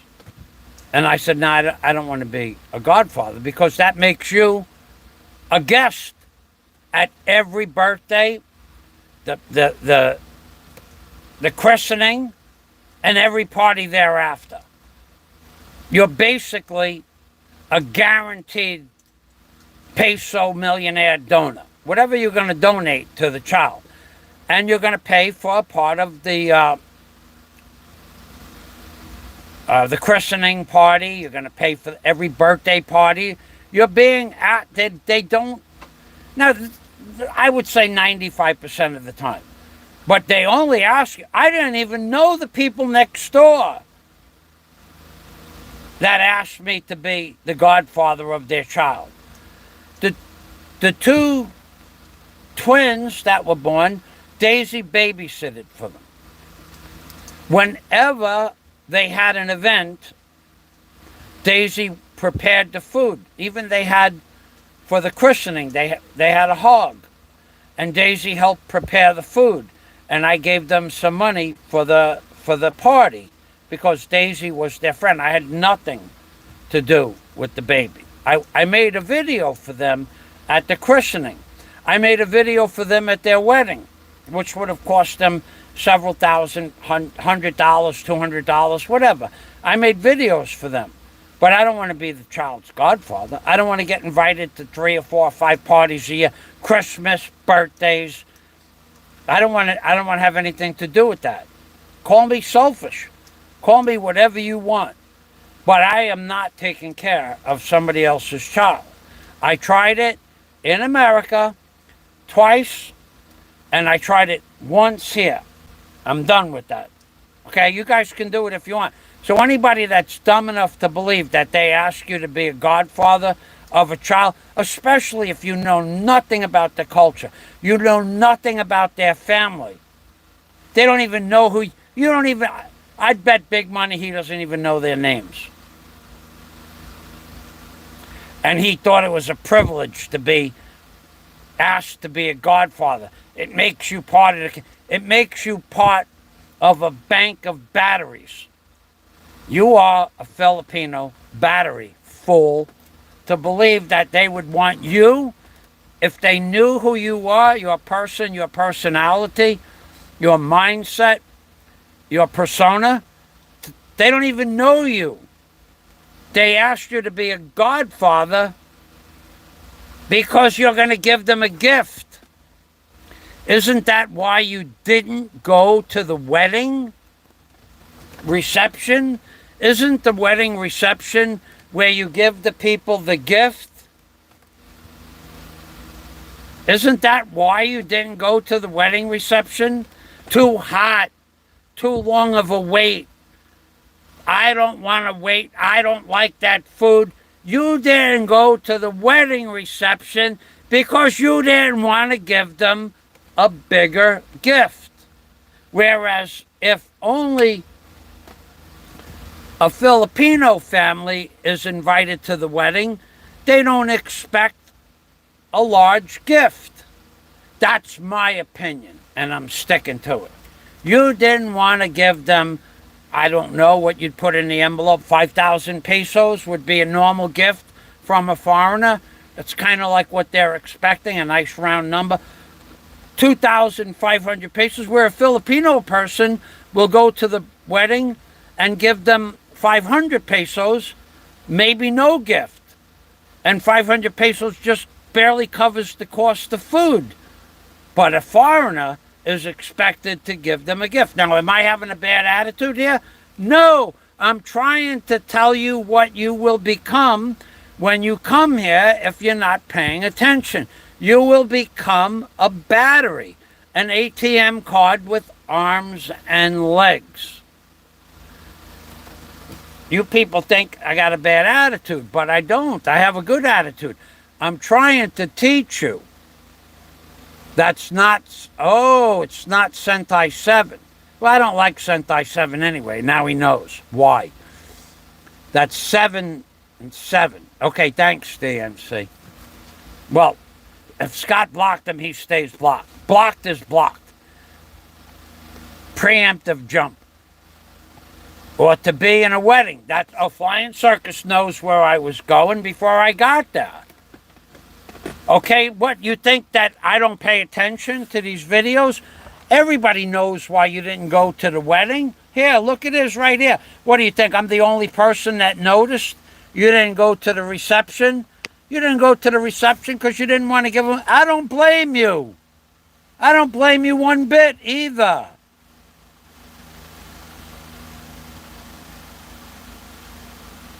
Why would you want to go to somebody's wedding that you don't even know who they are? I don't blame you one bit. I'm not even blaming the guy. Actually, it was probably a good move. But the reason that he gave that he didn't go to the wedding, flying circus, is bologna and cheese. He didn't want to go to the wedding because he knows that there's going to be a belief that he's going to give a large amount of money as a gift. Now, flying circus also adds to that. Just being a foreigner means that they will ask you to be in the wedding. That includes your wife or girlfriend as well. They're going to ask you to be in the wedding. It's a big plus. Now, it may very well be that the woman is friends with the family, and it may simply be that you live a comfortable lifestyle. They see that, and they know that they're going to get a small gift. But when you say, I didn't want to go because it's too hot, that's a lie. It's your MO, method of operation, modus operandi. It's too hot to go there and give them a big gift. I'll just send my Filipina and I'll give them a reasonable gift. I'm sure he did. But the reason he didn't go, why? The food is bad? What, you moron? Are you people, do you think that I'm a moron? You don't understand the reasoning behind being asked to go to weddings and christening parties and stuff like that. I know why they invited me, and I've gone and I've given them a gift, but I don't want no part of that. I don't even know their names. I see them in the street. Today, I saw the wife of the girl that asked me to be the godfather. I don't know her name. I don't remember her name. I never knew her name. I didn't know the guy's name either. Daisy knew their names. I used to say, hey, how you doing? But to tell somebody I don't want to go, it's too hot, that's nonsense. That's the bologna and cheese. I don't blame you for not wanting to give them a big amount of money. I don't blame you for not going. Nobody speaks English there anyway. Not like you're going to talk to anybody. And even if you did talk to people, it'd be, hi, how you doing? I'm doing okay. And that's it. That's the end of the conversation.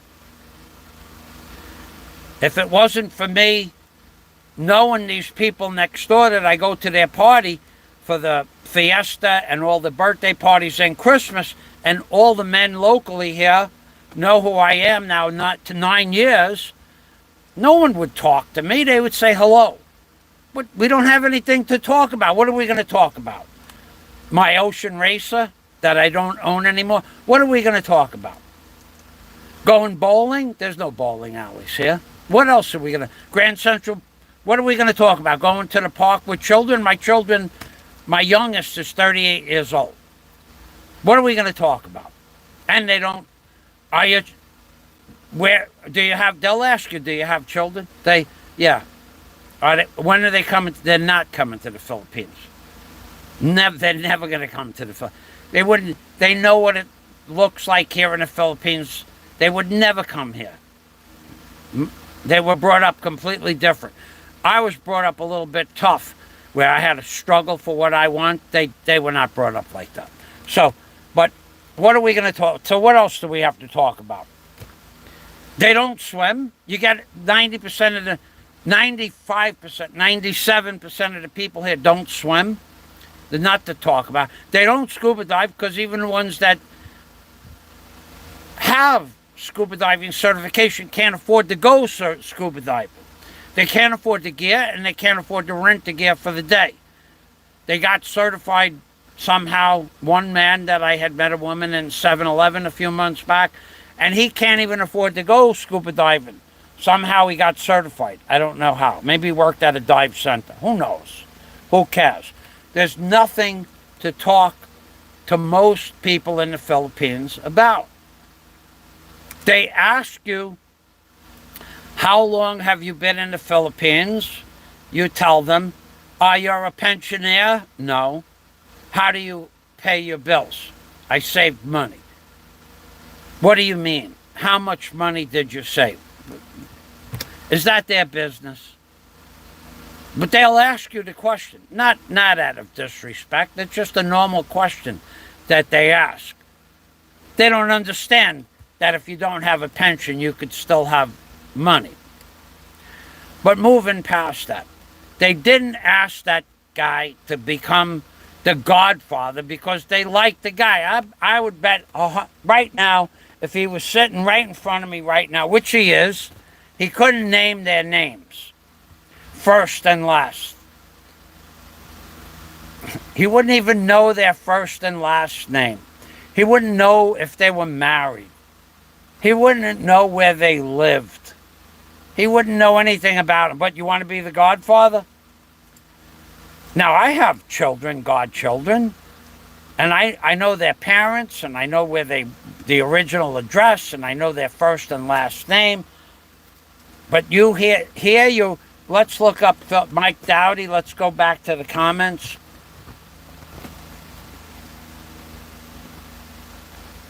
Steve doesn't like parties. I don't mind the parties, but here in the Philippines, there's nothing to do at a party. Mike Dowdy says, all right, we're going to get some truth here. Mike Dowdy says, you are 100% correct, Michael. A walking ATM.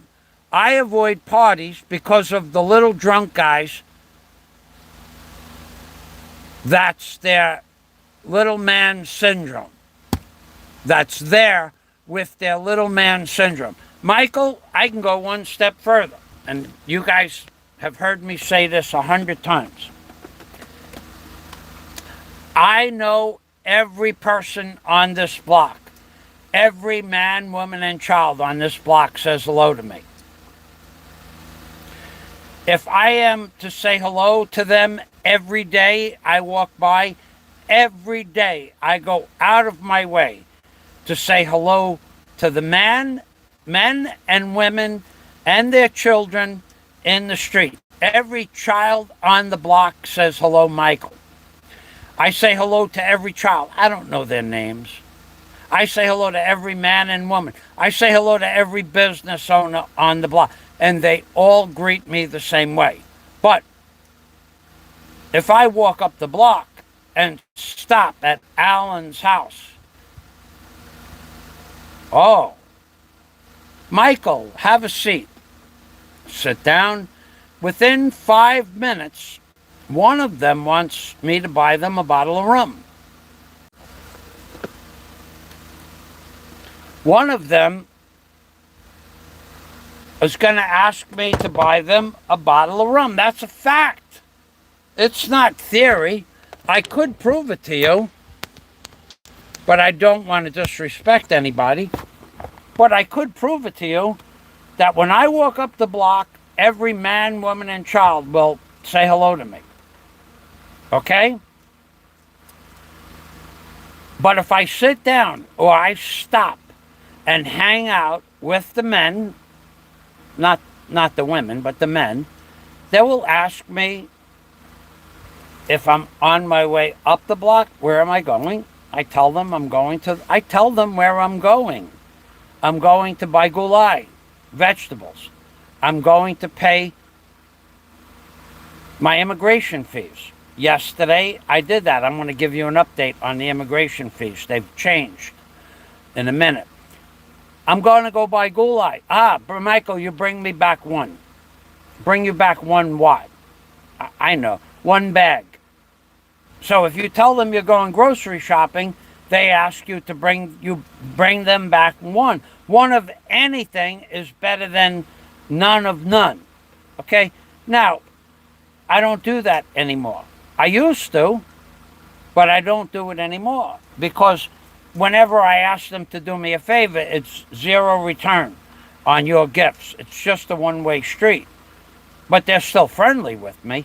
But they still ask me for candy, and I stopped giving candy to people 3 years ago. They'll still ask me to, do you have candy? No, I don't get, I have no candy. I'm on a diet. 64 pounds off my weight on my diet, by the way. 64 pounds in the last 100 days. But we're only talking about 45 pounds in the first 50 days of my snake type of diet. So I lost 45 pounds in 50 days. I'm eating now 14 days, 500 calories a day. But if I'm going to the town, they'll ask me to bring them back one. They don't care one what. So if I'm walking up the block, they say, Michael, give me candy. I have no candy. It's okay. You buy candy.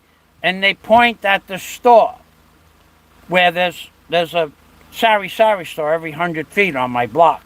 You buy candy. You buy candy for everybody. All right, you guys have a nice day. I'm not doing that anymore because when I ask them for a favor, they say, you give me 100 pesos from 1 minute's work or 2 minutes work. In fact, that's how I got a hernia. By asking somebody to give me a hand, him saying, I need 100. I tried to do it myself. This goes back a couple of years.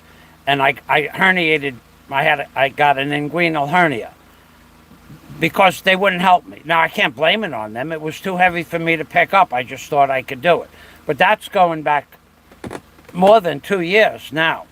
But so nobody ever gave me a minute's work or help after I gave 200,000 pesos worth of free stuff out to only the locals.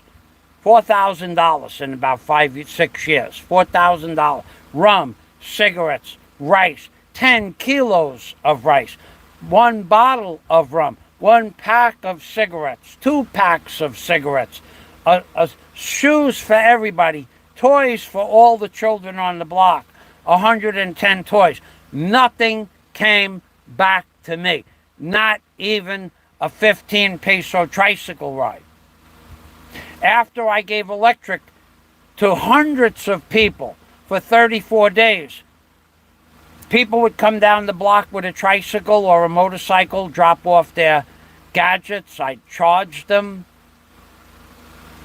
And then after the lockdown, I would say, I need a ride up to Poblacion. I would get there, they say, give me 20.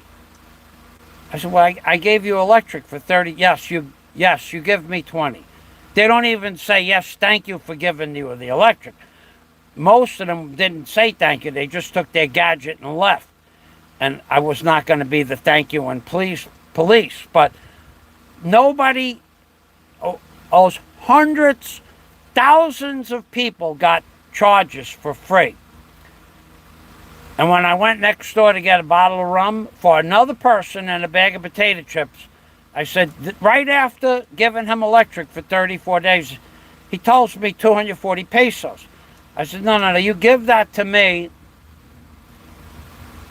I gave you electric for 34 days for 2 lights, 3 phones, and a couple of emergency lights that he had around the yard, like 8 or 9 gadgets. 34 days he charged 8 or 9. And when I asked him for a bottle of rum, 110 pesos, and 20 pesos for a bag of chips, he said, no, you give me 140 pesos. I said, I will not. You give that to me for free for the electric. He said, no, I cannot do that. I will go broke. Well, since then, before, if I wanted something, I would buy it in his store. Now I buy nothing from him. Nothing. Ever. That's going on 18, 19 months. So I would spend 300, 400, 500 pesos a month in his store. If I wanted to buy somebody a bottle of rum, I'd buy it from him. If I wanted to buy a pack of cigarettes, they give you back nothing in return. It's just a one-way street. You're a walking ATM card and or Filipino battery. We'll look up Filipino battery and it's going to come to the solution that I gave you. You are expected to give, and give. I used to keep, Mike Dowdy says, you are 100% correct. Oh, this darn thing. You're a walking ATM machine. I avoid parties because the little drunk guys that's there with the little man syndrome, and they want you to buy them stuff. And if you say no, I'll give you a new story that just happened recently. Very recently. One moment. Let me finish reading Mike Dowdy's comment. Mike Dowdy said, I used to keep treats for the neighborhood kids before we moved. I stopped because they would throw the wrapper in my yard. Oh, yeah. Oh, that's true. So now that there's a guy. I know the guy. I know him probably for a very long time. Okay? Now, when I gave out free electric, he would stop by the house with his phone and his gadgets. I never asked anybody for any money, ever. But I did expect the one guy to give me a bottle of rum and a bag of potato chips. The rum wasn't for me, it was for Dominic. The potato chips were for me after the lockdown, after the blackout. And he wouldn't give it to me.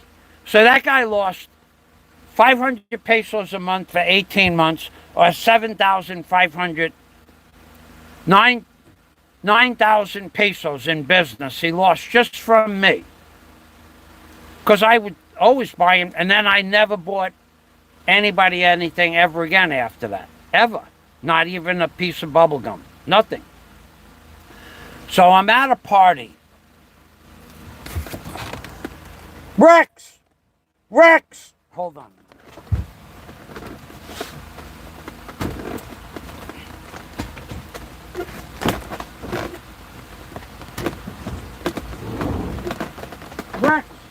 Rex!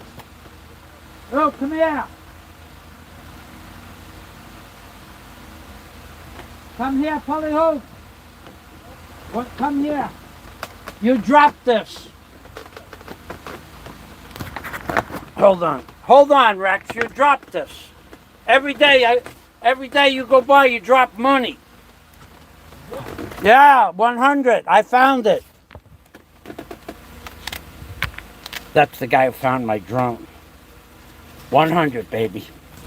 Again, you have to be more careful. Okay? You have to be careful. You dropped this. Yeah. Thank you, Rex. Found my drone. The drone pilot. Rex, have a nice day. Okay, buddy, see you later. He's very callous with money, that guy. The guy who found my drone when I lost my drone.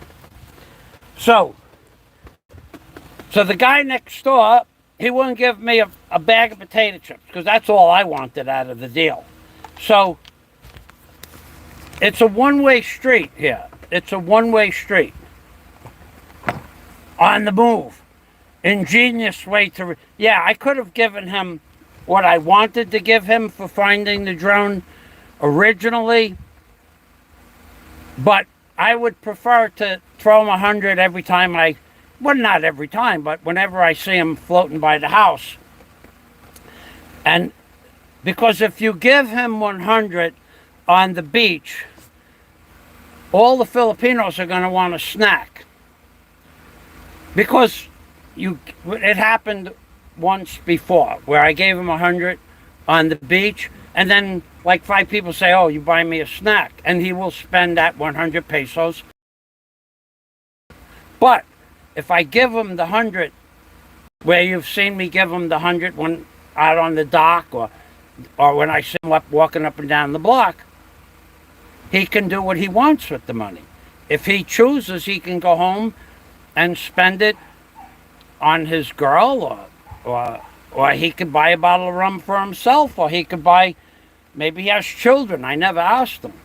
But this way he can do what he wants with the money. But moving on, so when I'm at a big party, recently, very recently, I'm at a very big party. I won't say where the party was, but I'm at a very big party. There's about, there's a lot of people, 100 people at the party. So there's a guy walks up to me. I don't know his name, but I know who he is. Michael, I want to borrow your such and such. I said, no. Why not? We're friends, right? No, first he set me up. He goes, Michael, we're friends, right? Yeah, I said to him, but I don't know your name, but yeah, we're friends. And because I know I'm getting set up. He goes, good, I want to borrow this from you. And I said, no. Why not? Well, because if I lend that to you, then tomorrow somebody else is going to ask me to borrow something, and then the next day, and I already tried that with the locals years ago. And then I have to go look for my tools. Or my tools come back broken, or I lend it to Dominic. He lends it to Alan. Alan gives it to his father. His father gives it to his cousin. And we got to go to 5 houses up the block to get my pickaxe back. No. But we're friends, right? Yeah, we're friends, but you can't borrow my tools. Well, I will rent the tool from you. I said, okay, you give me 50,000 pesos.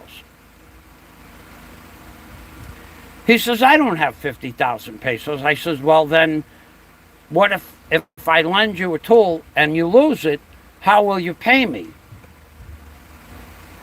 Well, I won't lose it. I said, well, then I won't lend it to you. But here's what we can do. And I had my phone with me. And there's a tool rental place about 3 or 4 miles from here. Halfway between here and Alona Beach. There's a place that rents tools. I said, you know this place? He goes, yes. Right next to the lumberyard. Yes. You go there, you rent the tool. It's 1,000 pesos a day. I don't have 1,000 pesos. I said, well, what is it that you want from me? I want to borrow your tool. No. So he to rent that tool is 1,000 pesos a day. And you got to go there and come back. But from me, they want it for free. But if they break it, they can't fix it. I have to fix it. And I'm done fixing tools that I have lent out to other people because they don't respect the tools. They bring them back dull. They bring them back broken. The cords are chopped up. Somehow I have a tool for 10 years and the cord is still intact, and somehow they ran over the cord with the saw. I don't want to do that. I give them a chainsaw. They think the chainsaw can cut roots with rocks in it. And they can't sharpen the saw blade. And if they break the blade or really dull it out on a rock, because they're gonna cut that rock in half. They're gonna cut through those roots. Yeah, they'll get the tree out, but you'll have nothing but nubs left on your $38 chainsaw blade. No, I'm not lending you the chainsaw, okay? It's not complicated. But that's what they do. So let's look up Filipino battery.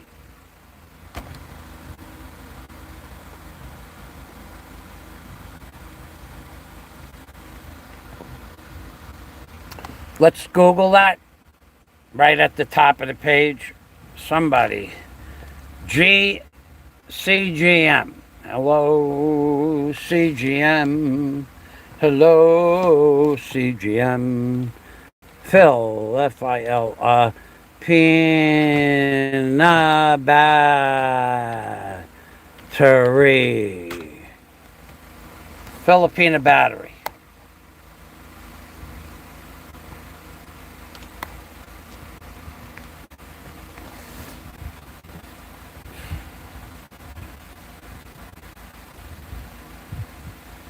No, they don't have that. You would thought they would have that. Let's look it up on YouTube. Wait, maybe it's Filipino.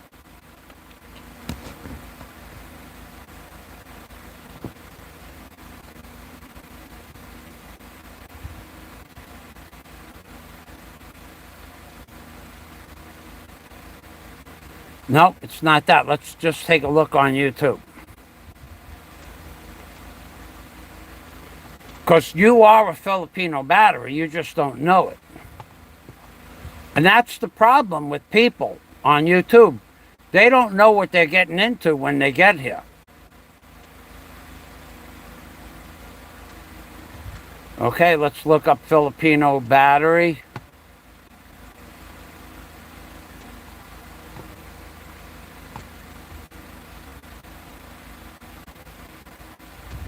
No, they don't have it. Slang. Maybe it's slang. Filipino battery slang. S-L-A-N-G.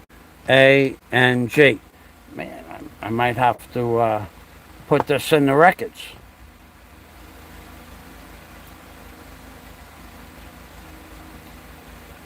Nope. Not here. Wow. Well, anyway, ATM. You're an ATM machine. You're a walking, talking ATM machine. Now, so that man that wanted to borrow my chainsaw, he's got no way to fix it. He has no way to sharpen the blade. He has no way, if the tree decides to back up on the chainsaw and bends the bar. The bar is $80 for the chainsaw. The bar, not the chain. The chain is $38 and the bar is $80. Why would I? And so that's like and then I got to go buy one. So we're looking at if he destroyed the bar and the chain for some reason, that's 125. That's 6,000 pesos to me. And I got to go find that bar and chain. Not doing it. So, did he get upset? He got a little bit upset. Nuts. He can go rent the chainsaw from the chainsaw rental place. Not a problem. Go rent it out. It's 1,000 pesos a day. You can rent the chainsaw. But this, what they expect here from you, is for you to give it to them. I tried this before. I gave a guy a grinder, an open face 4.5-inch grinder. He said, I want to sharpen, he wanted to sharpen, I think he wanted to sharpen the tool that you cut the coconuts with. He brought me back a 4.5-inch disc that was brand new. He brought it back when there was nothing left to the disc. It was just the nut. Now that's only $3 for a new disc. But that's not just sharpening a bolo, the bolo. That's not just sharpening a bolo. You could sharpen 500 bolos with the amount of disc that he used. And I said to him, what is it that you did with the grinder? So that means he used the grinder for an hour or 2 hours. It should have only took him a few minutes.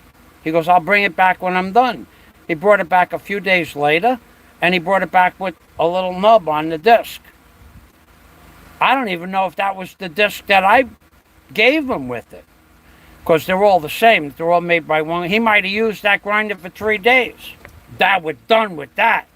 So he came back a while after that and said, Mike, I want to borrow your grinder. I said, no. Why? You lent it to me before. I said, yeah, and you gave it back to me Well, I gave you a new blade on it, $3, and you gave me back a nub, and it came back 2.5 or 3 days later, and I don't know that you didn't use it for 3 days. You can't borrow my grinder. Don't ask me to borrow my tools anymore.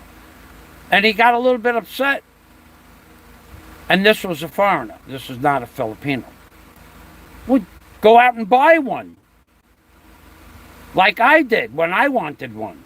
In fact, that one I bought here in the Philippines. They have them for 7,000 pesos at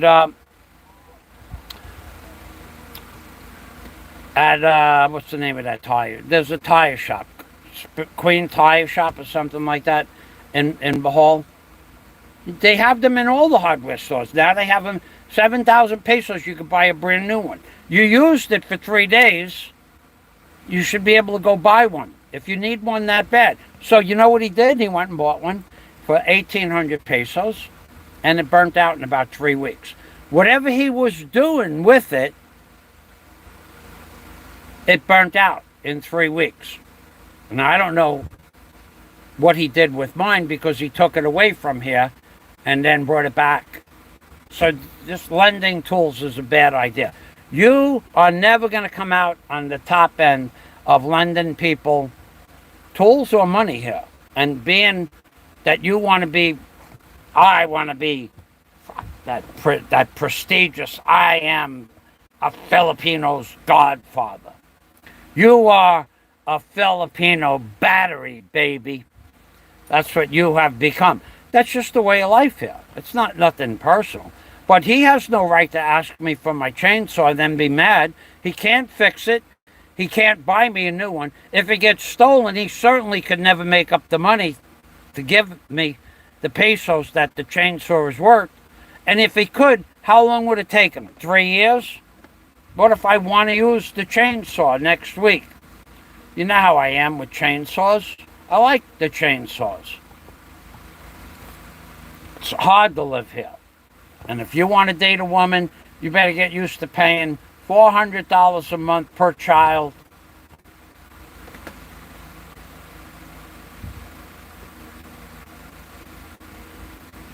Jonesy Jones says, Mike, you hit the nail on the head. You absolutely did. DNC, they have grinders here now, 4.5-inch grinders for 1,000 pesos, $20. Now, when I first moved here, the one that I have is a Milwaukee, and it's got the paddle, front paddle on and off the paddle on the top. I have a paddle, I have an on-lock, and I have a paddle Milwaukee, 5 amps. I have a Milwaukee on and off switch, lock on and off. It's about 4.5 amps.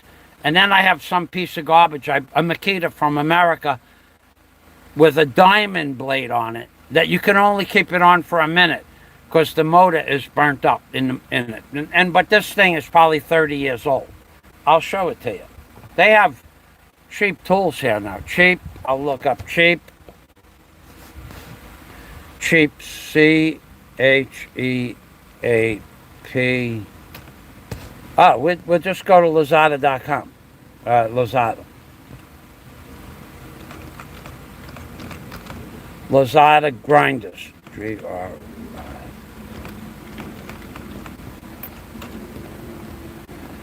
1,000 pesos right here. An Eco,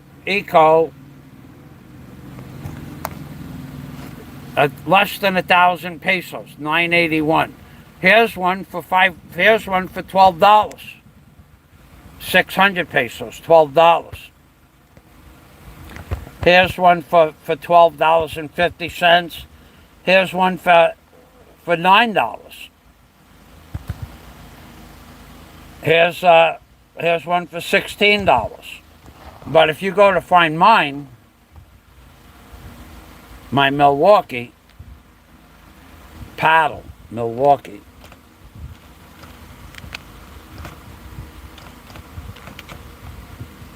Milwaukee grinders, they're $140.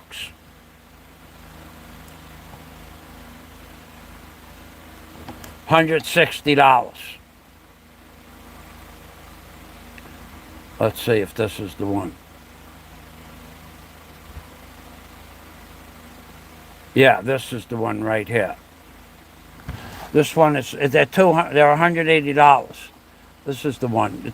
This one has a paddle on the bottom. My paddle's same one. Yeah, okay, this is it. The Milwaukee oh no, this is an M18. This is a battery operated one. Nope, go back. I guess it would be this one. Let's take a look. Anyway, you can buy them for $1,000. This is close enough. This one's $160. The one I have has a paddle up on top. It operates with your thumb. I got 3 of them. But I'm not lending you my tools. But this is a real Milwaukee. What you got to remember, DNC, listen to me carefully. You see this, the head right here? Okay, you see this head here? I hope DNC is still here. DNC.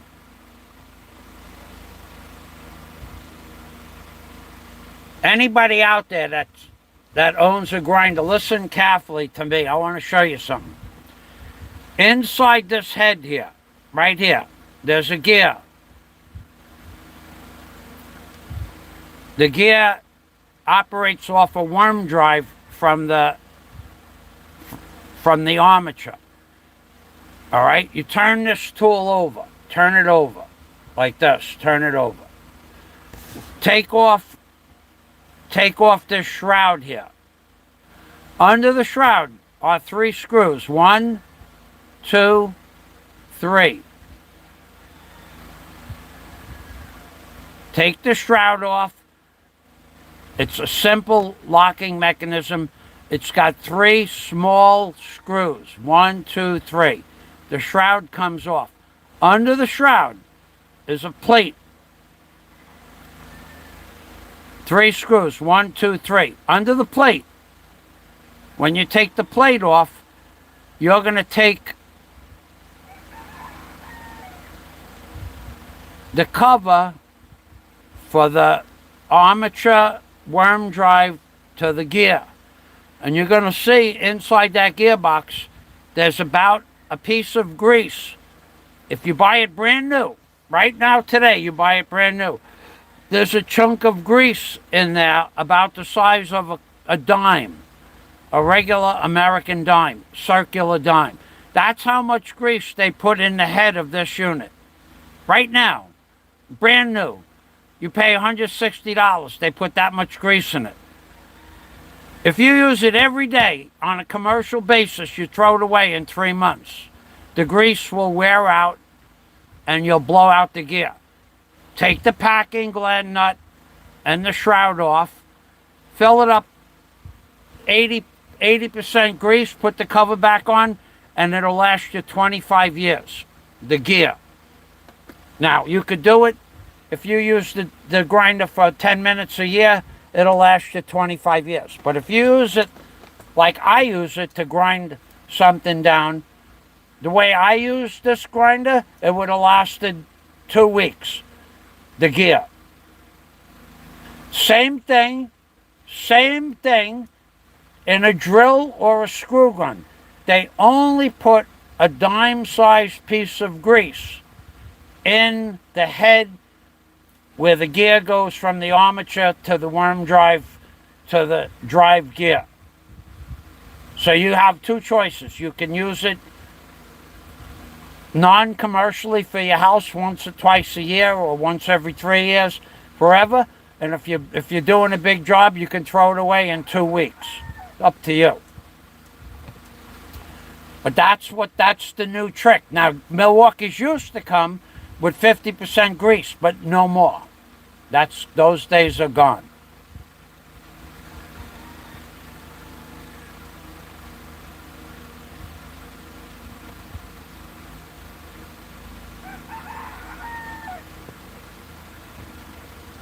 I'm just closing down some windows because I'm done.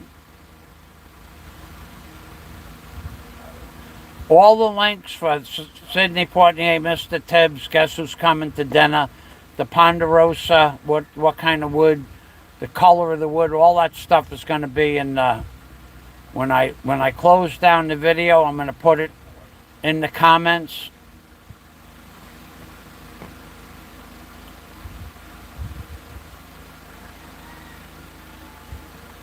Flying Circus, that's cold. A Makita, it makes no difference, Makita or Milwaukee. They only put that much grease in it. That's it. They don't put any more grease than that in any of them. I've not, well, I won't lend out. My tools all have my name engraved in every one of my tools, besides them being yellow. All my tools are marked one way or another. Not that it matters, because we don't have those kind of problems here. But I don't lend out my stuff. So now what I need to do, you'll notice I've been sitting here for 3 hours and I've not had any water. And I'm ready. And it's too cold to drink anyway. Before it was cold.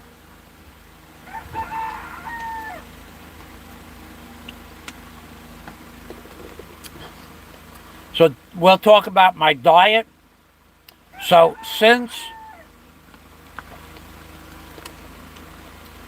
I went on my diet, before the water fasting thing, I weighed 286 pounds. That was the heaviest I ever was in my life. And then Scott and I, we talked about the carnivore diet, right? So that carnivore diet, it didn't work for me. It did work a little bit, but it didn't work for me. So I went on the carnivore diet.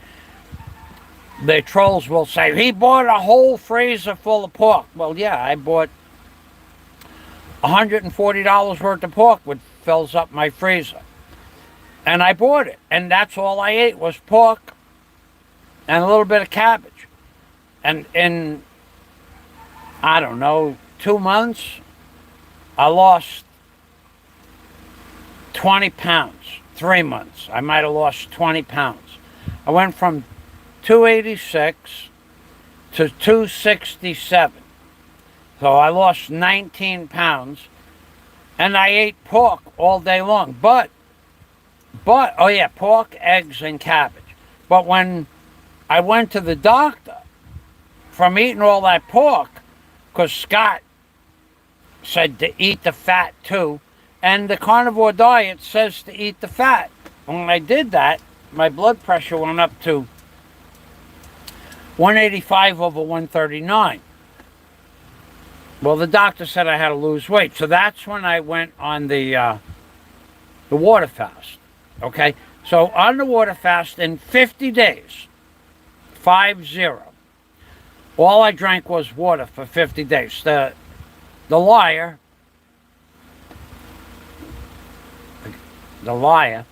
he said that I ate food every day. I didn't. I only drank water, and every couple of days I'd have 1 or 2 calamansi, the little green calamansi, the little lemons, limes. That's all I ate for 50 days. Believe what you want. In those 50 days, I lost 38 pounds. That stayed off in those 50 days. Okay, I lost a little bit more, but then when I started eating cabbage back on a regular diet, it probably gained 1.5 pounds. So in those 50 days, 38 pounds. But when I went back to eating 500 calories, 300 calories a day, in the next 14 days, I lost another 7 pounds. So I lost a total of 45 pounds in 64 days. That's good. That's a lot of weight. But if you talk about from when I started going on a diet, 286, down, I'm at 101 kilos now, 101. I was 133. 133 kilos. It's 287 pounds. That's what I was. Now I'm 101. So I lost 32 kilos, which is 60-something pounds, 64 pounds. And that's about 100 days. I lost 64 pounds in 100 days. But now I'll lose another. So I weigh 222. My goal was 180. I need 40 more pounds, so another 50 days if I start exercising, because now I'm going to start exercising a little bit. I want to get back into doing something, you know, because whatever exercise I had for the last 5 months, no exercise, no swimming, no walking, power walking, none of that. And still, now my waist, this is a big improvement, my waist. My waist went from 60, well, my waist went from when I started the water fasting, 56 and a half inches, 56.5. Now it's 44, 4. Okay, but it was closer to 69 or 70 when I started 3 months ago. About 3.5 months ago. So I went from 286 to 222. And I went from a 67.5 inch waist down to 44 inches. I measured my waist this morning before I ate breakfast, before I had coffee. Even 44 surprised me. And I'm eating cabbage. That's well done, says DNC. I'm eating, yeah, I talked, I was in the hospital yesterday. I talked to the doctor. I did not go to the hospital yesterday to talk to the doctor. I talked to the doctor Saturday, maybe Saturday. I brought bananas on Saturday. Friday, I bought bananas either Friday or Saturday. I went to the city and I talked to the doctor then. He said I can go back to work and go back to any kind of exercise that I want now. Yesterday the doctors weren't there, but whenever I go to the city, I drop them off bananas or oranges. Bananas are very inexpensive now, 50 pesos per kilo for the small bananas, the small ones, and 75 pesos for the big Chiquita bananas. But I buy the small ones and I buy them 3 to 4 kilos. If whatever, 3 big bunches. If it's 3 kilos, it's 3. If it's 4, it's 4. So I've brought them bananas twice this week. And then I weighed myself yesterday on the scale, and I weighed 103 kilos with my belt on, because now I need a belt with those pants, and my sneakers. So I'm thinking I weighed 101 kilos. And my pants and my shirt and my hat were wet because it rained all day yesterday. So I took 2 kilos off the one, just shy of 103. So 12.5 inches is a lot. So now, remember before when I stood here,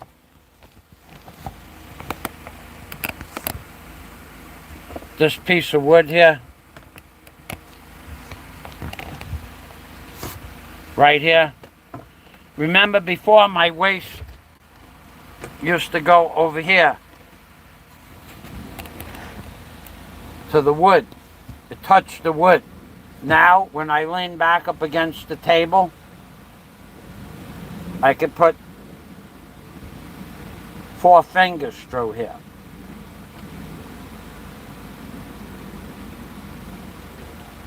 And that I just drank water and I had food, but I can put my wrist through here, no problem. So my wrist is 3 inches wide. So my waist went from over here like that to over here like that. So that's 40, 44 inches. And if I start walking, then I'll lose even more weight. Because I have to get ready. We have to get ready for the challenge, right, buddy? You're not going to let me down. You're not going to make me lose 100 pounds and then not take the challenge, are you, pal? Now, you don't have to take the challenge. Because, you know, nobody can force you to do something you don't want to do. But we're just asking you to think about it. Think about it. Think about it. Remember what you said would happen. How your training, your training with all of that stuff, the Bruce Lee training that you had, and the Charlie Chan, what's that other guy? Jackie Chan? Remember that Jackie Chan stuff you were talking about? Remember what you said. Fire, this might be snow on the roof, but there's fire in the oven.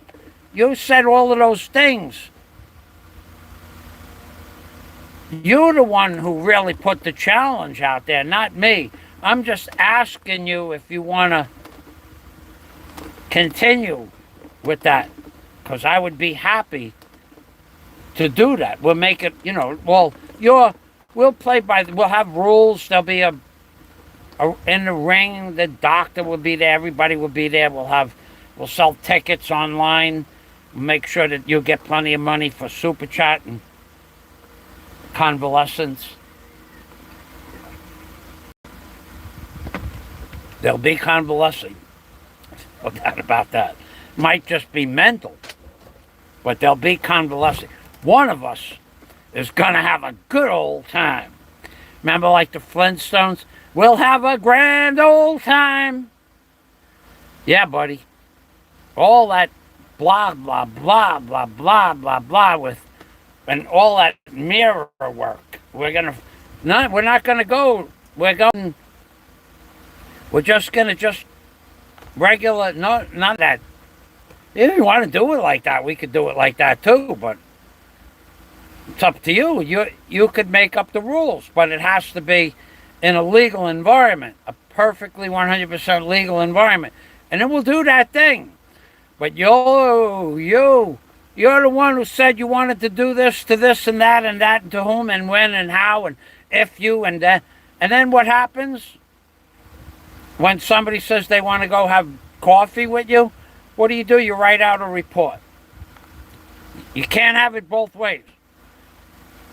You wanted to do this thing. I want to do this thing. We want to do this thing. Everybody wants us to do this thing. We should do this thing. For nothing else. For the views. For no other reason, the views. The views alone. We call it like a Kickstarter program for views. We'll get views. We'll get views. We'll get YouTube views, YouTube recognition. There'll be people there, out there. Between the two of us, we have enough people that don't like us to get 10,000 views. Those are just the people that don't like us. All right, so let's get Flying Circus. Flying Circus, let's get to your channel up there. Flying Circus and DNC. And you guys, I started a Flying Circus link. It's a good link. Playlist.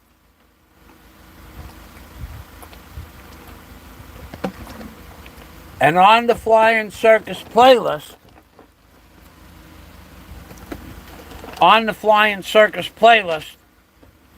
are the video that I made a couple of days ago with the thing, the feather and the cap thing, and the glasses. Where are my glasses?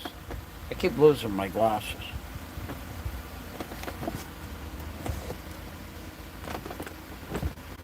I lost them again. I really stink at this. Here's my glasses.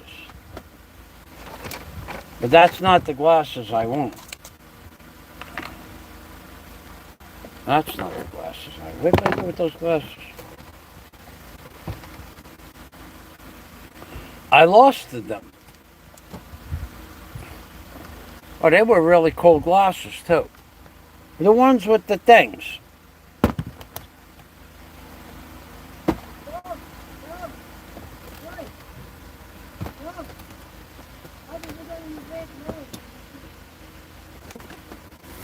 Yo, no. I lost glasses.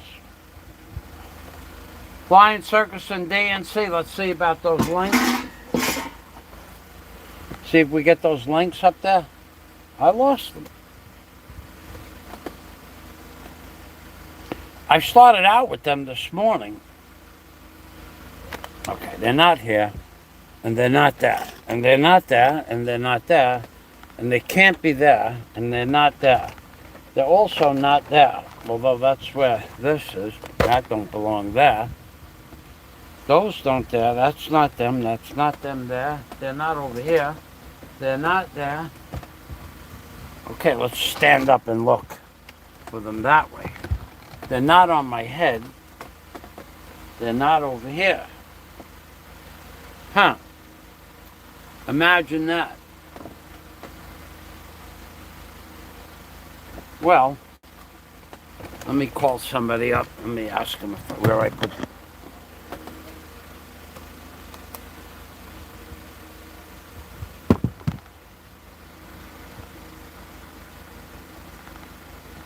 Yeah, Mildred. I'm looking for my glasses. Did you see them?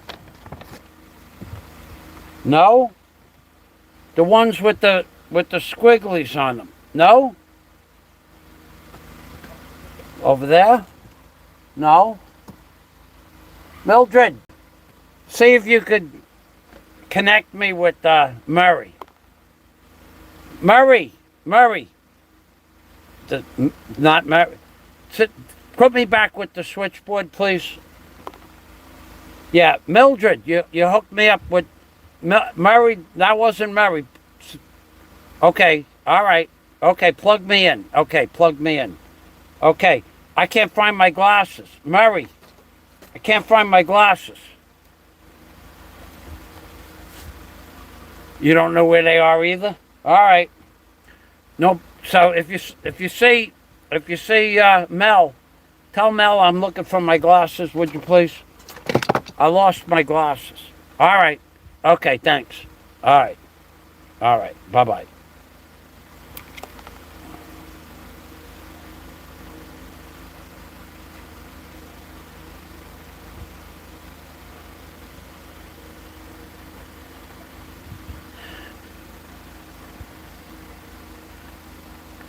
Mildred and Murray. I actually had this phone. Remember, this is Benson House 55537. Remember these old, you guys probably don't remember it. Remember these old telephones? Where you talked into the phone and you put this by your ear? Murray, where's my glass? I did lose my glasses, though. That's not a joke. Thanks, Red Horse.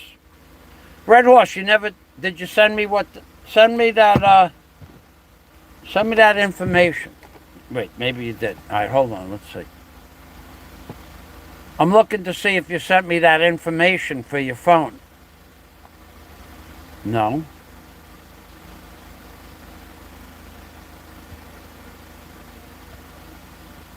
I don't see it.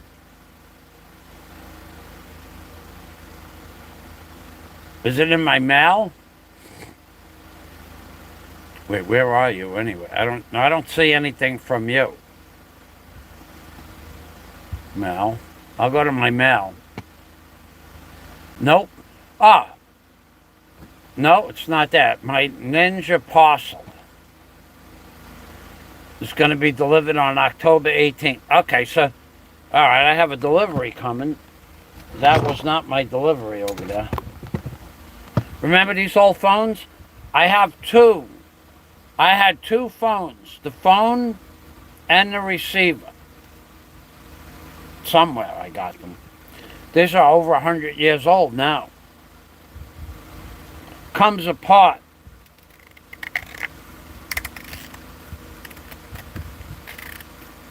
Remember they used to take these apart in your house and they would fix there was a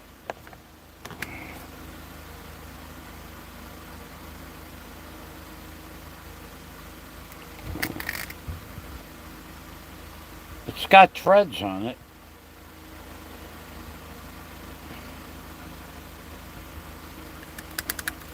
It got wet somewhere in the last 100 years. It broke apart. I'm going to have to... Inside here is a big old speaker with a diaphragm, and this is what you talk, this is what you put on your ear like that. And I can't get the... I tried this once before. I see threads on it.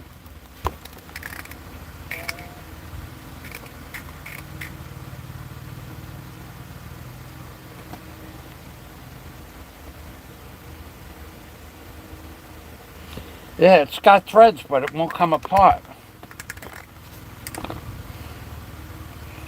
And I'm not sure why. It's apart now. Huh. Okay, this is the inside here. Yeah, it got wet. And that is not... There was a speaker there. And it... The speaker had like a cloth face on it, you know, like a speaker cloth. The water disintegrated the speaker. What a shame. Not that it would ever work, but it would make a nice ornament hanging on your desk. Still will. But it got all eaten up by water damage. It comes apart further. There's more pieces inside here, but this was just a speaker, and then this is the rest of it.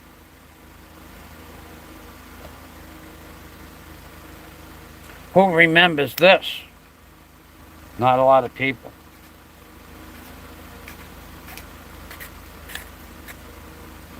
Anyway, that's what it looked like. Bensonhurst 55537.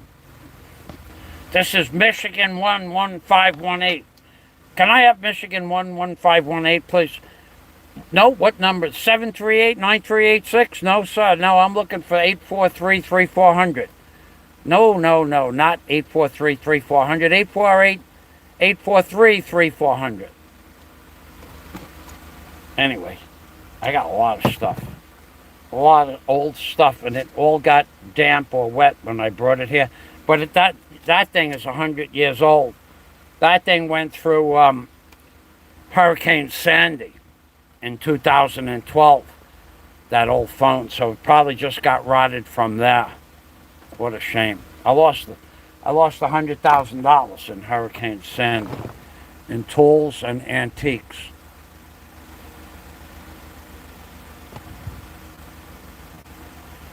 Okay, you're looking for a new phone. Okay.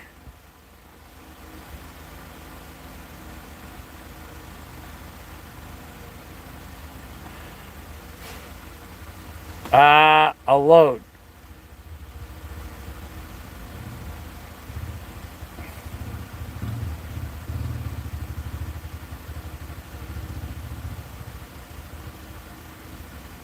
I don't know what an eSIM is.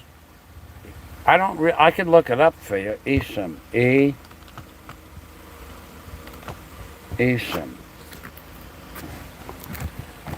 Okay, the new eSIM from Smart, prepaid. Activate a Smart prepaid SIM. And then over here,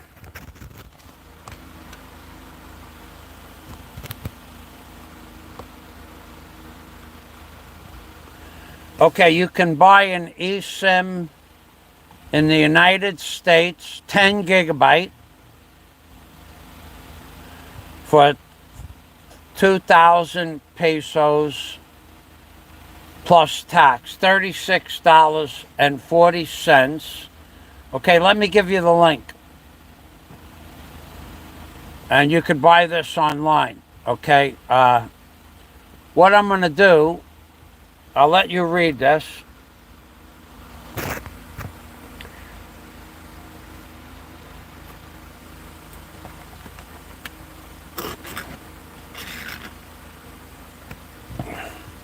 eSIM United States, 10 gigabytes, 30 days. All right, let me give you the link so you could look this up.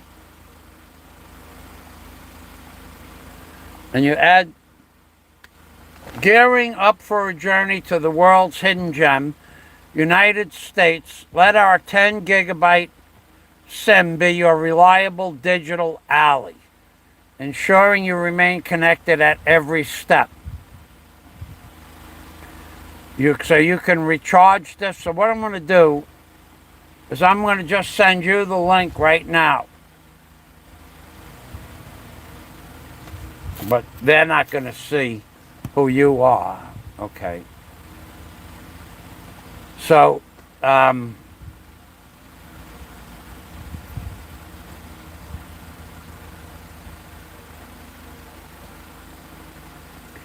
it's in your messenger now.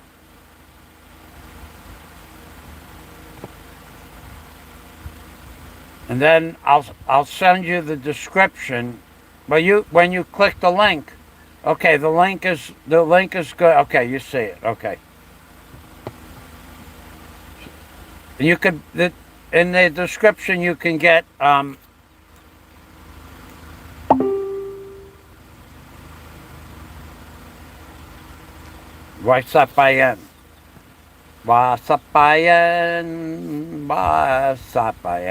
So you can buy, in the description when you read it, you'll see that you can get you can reload it online, which is probably what you would do, and you don't have to buy a 10 gig card.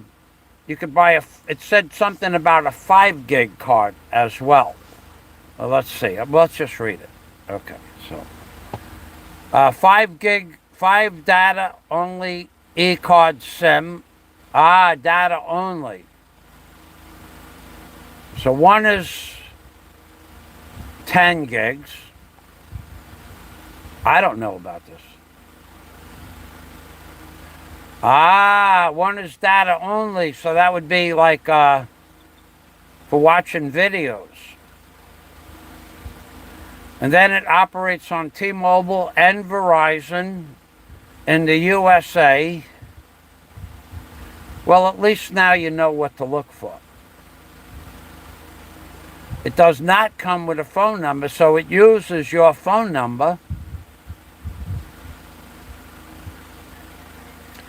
And you can have the whole thing set up in a few minutes.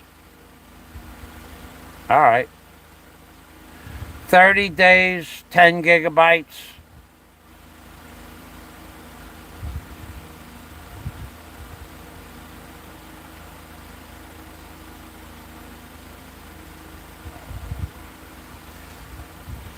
I don't know. Well, I think they have other options at the bottom of that page. 1 gig, 20 gigs, 3 gigs. I don't think you need anything more than... It's only 30 days. You got to let me just explain to you, Red Horse. What I buy is for $2 US, $2. I buy a load from my phone that's good for 7 days, and it's 1 gig a day. And I've never used 1 gig a day in a day, except if I was loading 3-hour videos. Then you might use 1 gig if you're loading 3 hours of videos. But if you're not going to load hours and hours of videos, 1 gig a day is more than enough. Okay, well, thank you. And thanks for my snake juice material. That was pretty cool. I don't like the taste of it, but it works just fine. And I might do a video on the snake juice.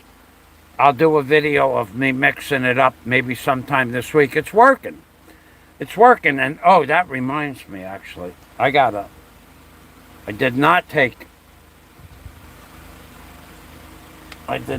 my 2,000 milligrams of, I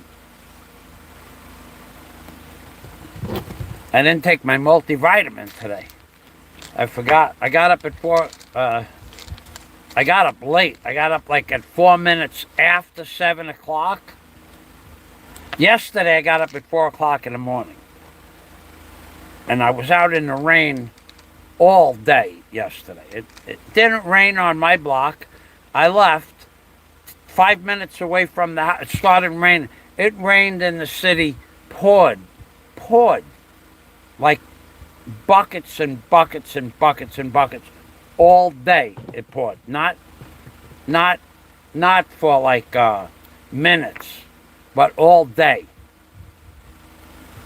And I was wet from the time I got off the jeepney at like 8 o'clock. I was in the city. At the bank, at 9 o'clock. I had to do some bank stuff. And I got a picture of my bank representative. God, she is so good at her job.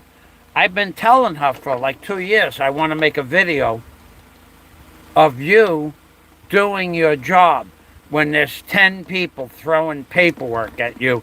She fields 10 people at once. I mean, she'll have a stack of papers, a 1/4 of an inch thick on her desk, all different forms with stapled together. She'll have 3 people outside the glass. I'll be on the left side. I sit next to her on her desk. Then they have the plexiglass shield. She'll have 3 people over there, and she'll have 2 or 3 people from other desks feeding her papers that she has to sign off or do something in the computer. So she might have 10, 12, 13 things that she does that are on her desk. And I just sit down and put my bank book and stuff there. I keep my bank book in here and my checks. And when she gets to, no, I don't ask, when she's done with everybody ahead of me, she puts our paperwork, she'll take care of my bank business. So, yesterday,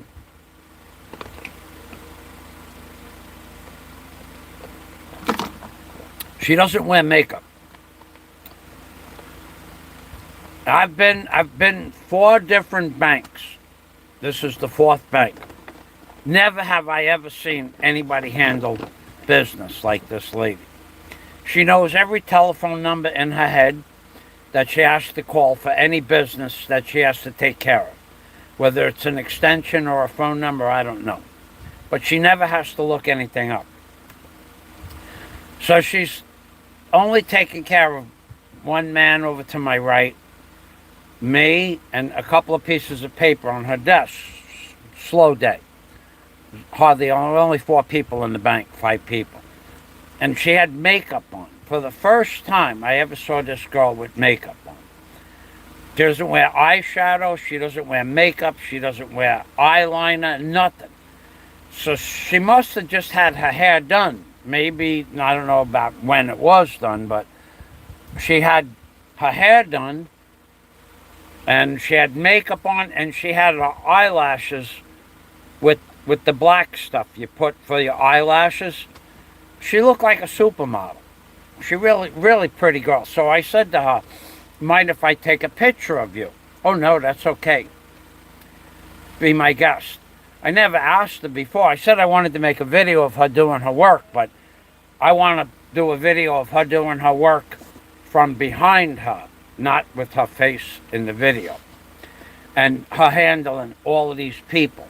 And then when she gets up from her desk, hello? 1 minute. Package, Lazada? Okay, 1 minute.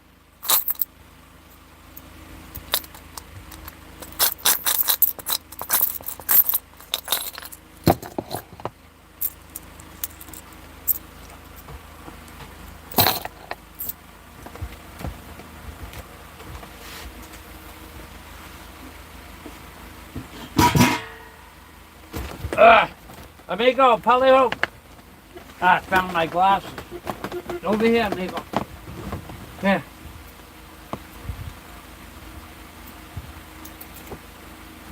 For you. Okay, what's up, Ian? Thank you very much. Hey, when you come, look. Yeah, okay. Salamat.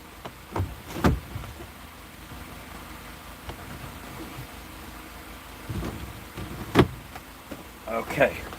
So the package that was supposed to be delivered tomorrow came today. And the appointment that I had for my new modem was supposed to be for today. And now they changed that till tomorrow. So anyway, the girl, she looked like a supermodel yesterday. And she said, so I took a picture of it. I can't show it to you, but I'll show it to my friends. She's like the most amazing bank teller I ever seen in my life. How she could do so many things. And when she gets up to go from her desk to the other desk, like let's just say I wanted to make a withdrawal, but I didn't want to use the ATM machine because the ATM machine will only give you so many pesos a day. But let's say I wanted to do something where I needed a bigger amount of money. She will run. She runs, not walks fast, runs to the counter at the other end of the building where she has to get where the vault is. She'll run back. Somebody else will give her a piece. She runs back to that where she has to go. She has to go into the record. She runs into the record. She's the cutest little thing. An amazing girl. Let's go back to the comments.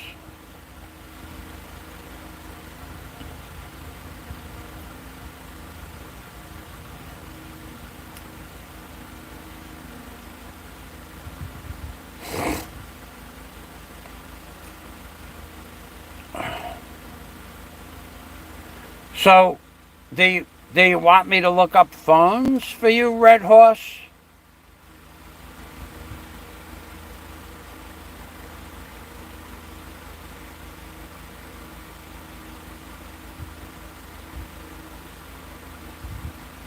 Do you have a phone that you might, I mean, there's so many options for phones. Do you have a phone in mind? I mean, I personally, you know how I feel about the Samsung phone. I'm not happy with, I can't get it. I cannot get my Samsung phone to live stream in the horizontal, only the portrait. But if I go to the store, at the store, it'll go in the horizontal. I cannot get my Samsung phone to change from portrait to horizontal.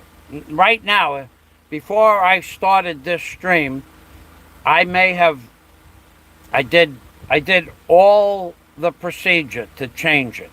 Go into settings, go to portrait, unlock it.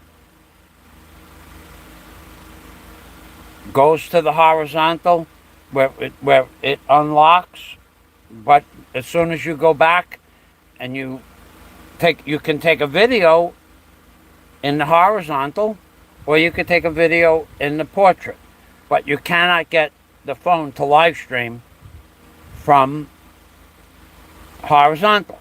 But if I go to the Samsung store, the phone will go into the portrait, into the horizontal mode. How is that possible? Well, no one in the store can figure it out.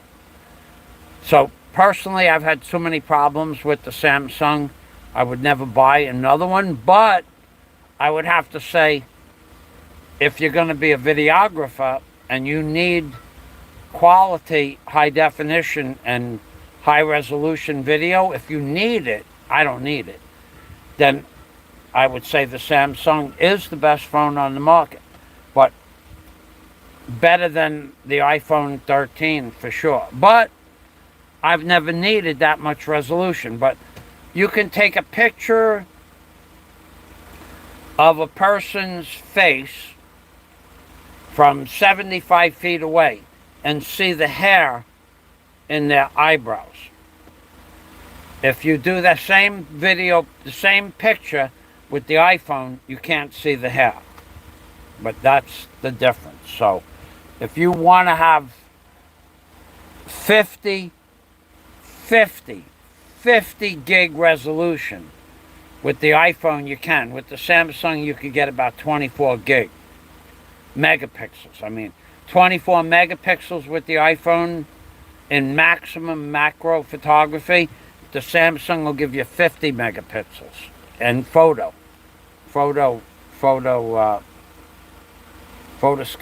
telescopic.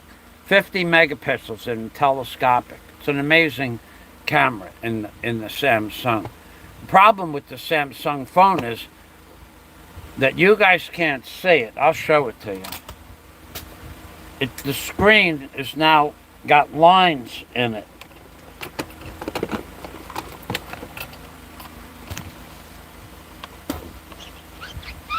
The screen has lines in it. You should be able to see those lines.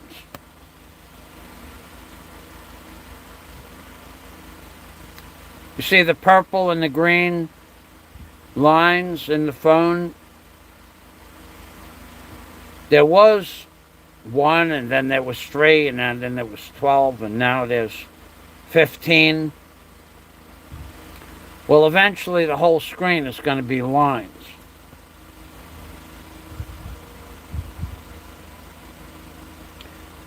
So that's been happening slowly over the last 2 months. And no one knows why. Well, they say that happens sometimes, sir. Well, this phone has never been dropped or anything like that. It was scratched 1.5 years ago, but the lines only started 6 weeks ago, so it's not from that. They say, you know what, this is what, you know how people say, the Filipino people, they will give you, I say it too, I say it all the time.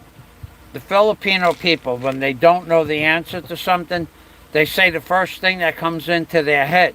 First, whatever it is. Do you know where the jeepney? Yes, sir. Over there. And it might not be over there. It might be over there. And if they don't know, they still tell you, it's over there, sir. Like as if it was over there. But it's not there. It's over there. It's over there, not over there. But they'll tell you it's over there as if they knew it was over there. You'll go over there, and then when you get there, there's nothing there. Then you got to come back over here and ask somebody, and maybe you'll find out it's over there. So when I asked them why the phone has lines in it, want to know what the answer was? Want to know what the answer was? Tell you what the answer was. The answer was, maybe when the phone updated, the lines came with the new update. I am telling you the truth. Maybe when the phone updated, the lines came with the update. These are the people that work at the counter of the Samsung store. The people that repair the Samsung phones, the 2 men in the back, they would not tell you that's what it was. They would just say, I don't know what it is, why it happens, so it happens. But they won't lie to you. But the people in the front that sell the phones, they sell phones. They don't know anything about phones except when they scan the back of the phone, how much the phone costs. That's all they know. And they might know, maybe, well, they know how to put a, like password in. They can do that. They don't know much about video downloads, and like where I bought my iPhone 13. I asked them, how do I load a short that I have on my iPhone? I have other channels on YouTube. The one for the drone, I have a couple little oddball channels that I have. No subscribers, just places I put stuff. And the guy who sold me the phone did not know how to load the short onto my channel. He had no idea. He knows how to sell the phone. He knows how to find out how much the price is. He knows how to open up the password. And in the store that sells the iPhones, the internet service, there is none, zero. There is no internet service in the store that sells the iPhones. The most expensive phone that there is no internet. Well, there is internet, but it doesn't work, but maybe tomorrow. And that's been going on for a year and a half. And in the Samsung store, the internet works sometimes. Praise Jesus, they say. The internet is working today. And then if the internet, you say, ma'am, the internet is not working, and they go, in the name of the Father, Son, and the Holy Ghost, amen. That they bury the internet. And that's what they do. All of them. When the internet doesn't work, they go in the name of the Father, Son, and the Holy Ghost, as if they were burying a person. And when it works, they say, praise Jesus. So then, Jesus.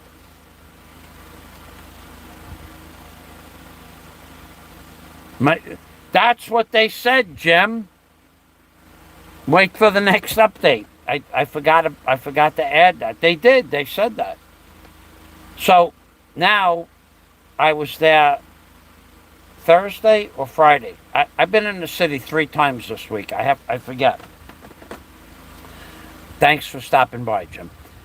I said to the lady, the lines are getting worse. Yes, sir.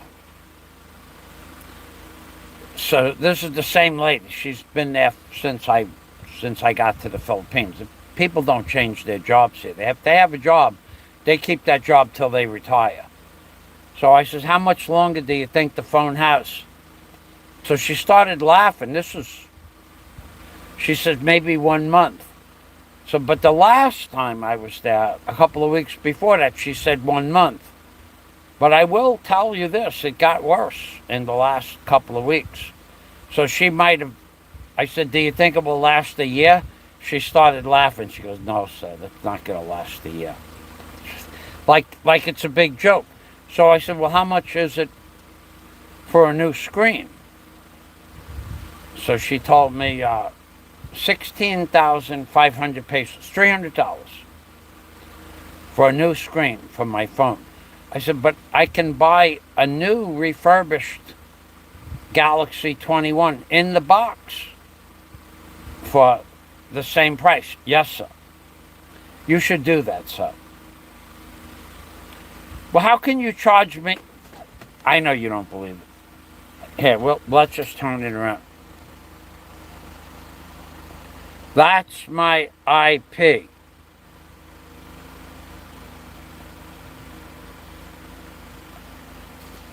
I don't know. Internet, is that an IP and internet address, Owen? Oh, internet provider. Well, now it has 1, 2, 3, 4, 5, 6, 7, and 3 is 10, 12, 14, 16, 18, 22, 24, 26, 28, 29.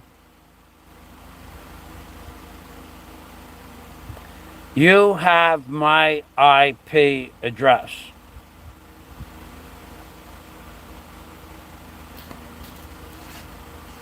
Well, yeah, because you're not a...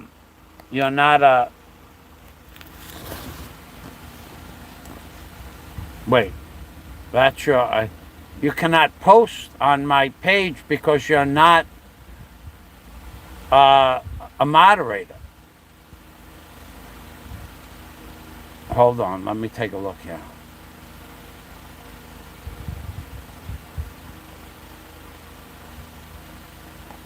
I can't get to your channel. I'll go to the channel. Hold on. You look like somebody that doesn't have any videos or any channels. Okay, so you have no videos, no playlist, no channels, and 3 subscribers. No, you cannot post because you're not a moderator. You have to be a moderator to post.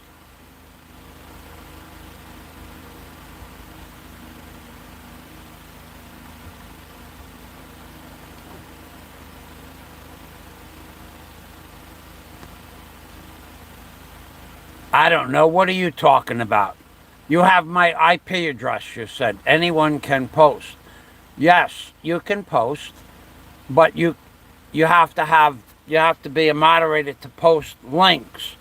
I thought you were sending me a link to get the lines off my screen, because you don't write full sentences, and you believe that we can read your mind when you say IP. I have your IP. So you believe that I understand what you are thinking. That's the way you wrote it down in the chat. That's not my fault. That's your lack of education.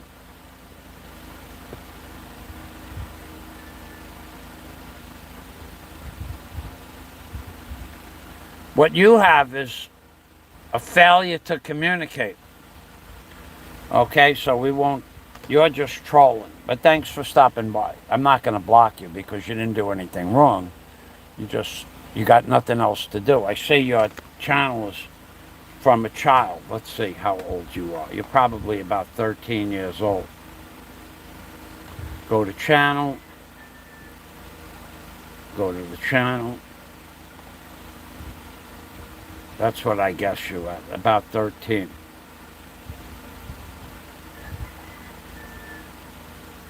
So you have a playlist of a game. I don't talk to people that play games, mostly. You don't have any subscribe about... No, okay, so we're done. But thanks for stopping by.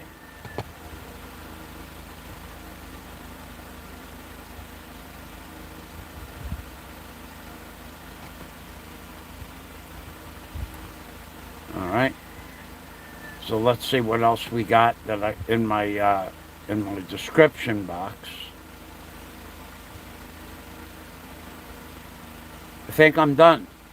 Thank you for stopping by.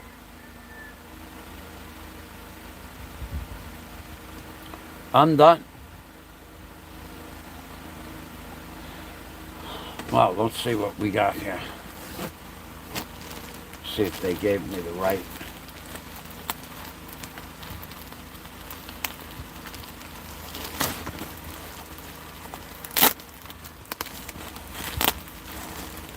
These glasses are custom glasses, Owen. These are 13,000 pesos. That's $240 for these glasses. They are reinforced.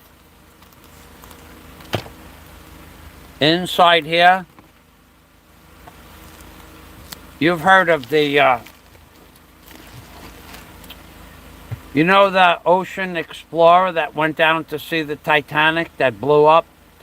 Has a carbon fiber hull. These glasses, this is a special carbon fiber epoxy. Inside here is a titanium rod. In here like that. So there's a titanium bridge. And this is a carbon fiber graphite compound, 2-part epoxy compound. And the same thing over here. This is all carbon fiber and titanium frames. These are $240 for these glasses.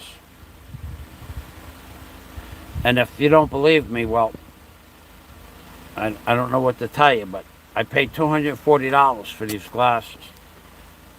The Ocean Explorer, the one that went down to see the Titanic, it's made out of the same material. It's good. These glasses are good up to 13,000 feet. That's why they cost 13,000 pesos. 1 peso per foot. For the glasses. That includes shipping.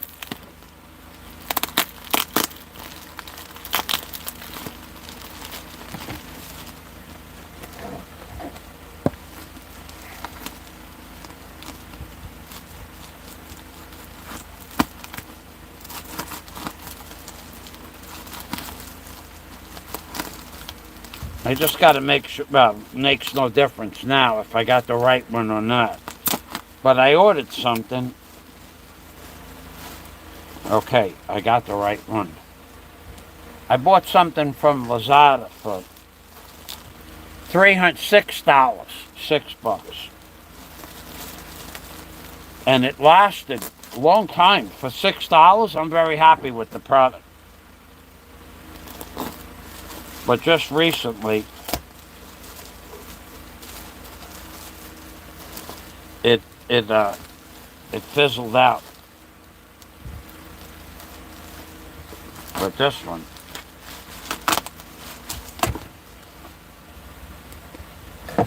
so I went back on Lazada online to order another one. The first one was 300 pesos, about $6. Last week, they had them on sale for 150 pesos. So I bought 2. And the other one still works, but it's just not so strong. I found my glasses, too, by the way. Oh, and these glasses I could let you have for 500 pesos. I mean, 5,000. You might like these better. Because you're just a little kid, probably 13, 15 years old, I'll have a little fun with you. But these glasses, if you want, send me 5,000 pesos in Super Chat, $100, and I'll let you have these glasses, and I'll throw in an orange feather. Okay? You're not going to get a better deal. I'm the only person on the internet with this kind of glasses. And the orange feather, you'll never find another feather like that. Okay? You know that you're getting a good deal if I'm telling you it's a good deal. And a good deal more than you're getting.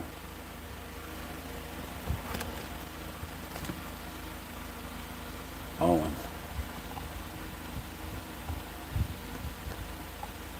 Owen. Owen. Lighthouse, very cool. They will never break. The frame, at least. Big Drew. Not, oh boy, the trolls are coming. The flows, the trolls are flowing. The yellow marker. Ah, yeah, yeah. And Owen and Lighthouse, this is what you could do with these glasses. You can become... You can pretend that you're a man, but not a man. More like a chicken. You could pretend that you're a man, but not a man. And you get a chicken. And then in the back, if you're a coward, you can also use this marker in the back. You're a yellow-bellied coward chicken. And if you go really fast with the yellow marker like this, it becomes like a stripe. So that's what you could do with these glasses. You could become a yellow-bellied coward chicken with glasses that mesmerize people. You can make them get sleepy, and you'll have an excuse to be afraid of them because you'll have a yellow coward streak on your back. And the faster you go, The more powerful the streak becomes, the more powerful the streak becomes, the more cowardness you project. The more cowardness you project, the lesser of a man you become, until you're no longer a man, you're an asexual.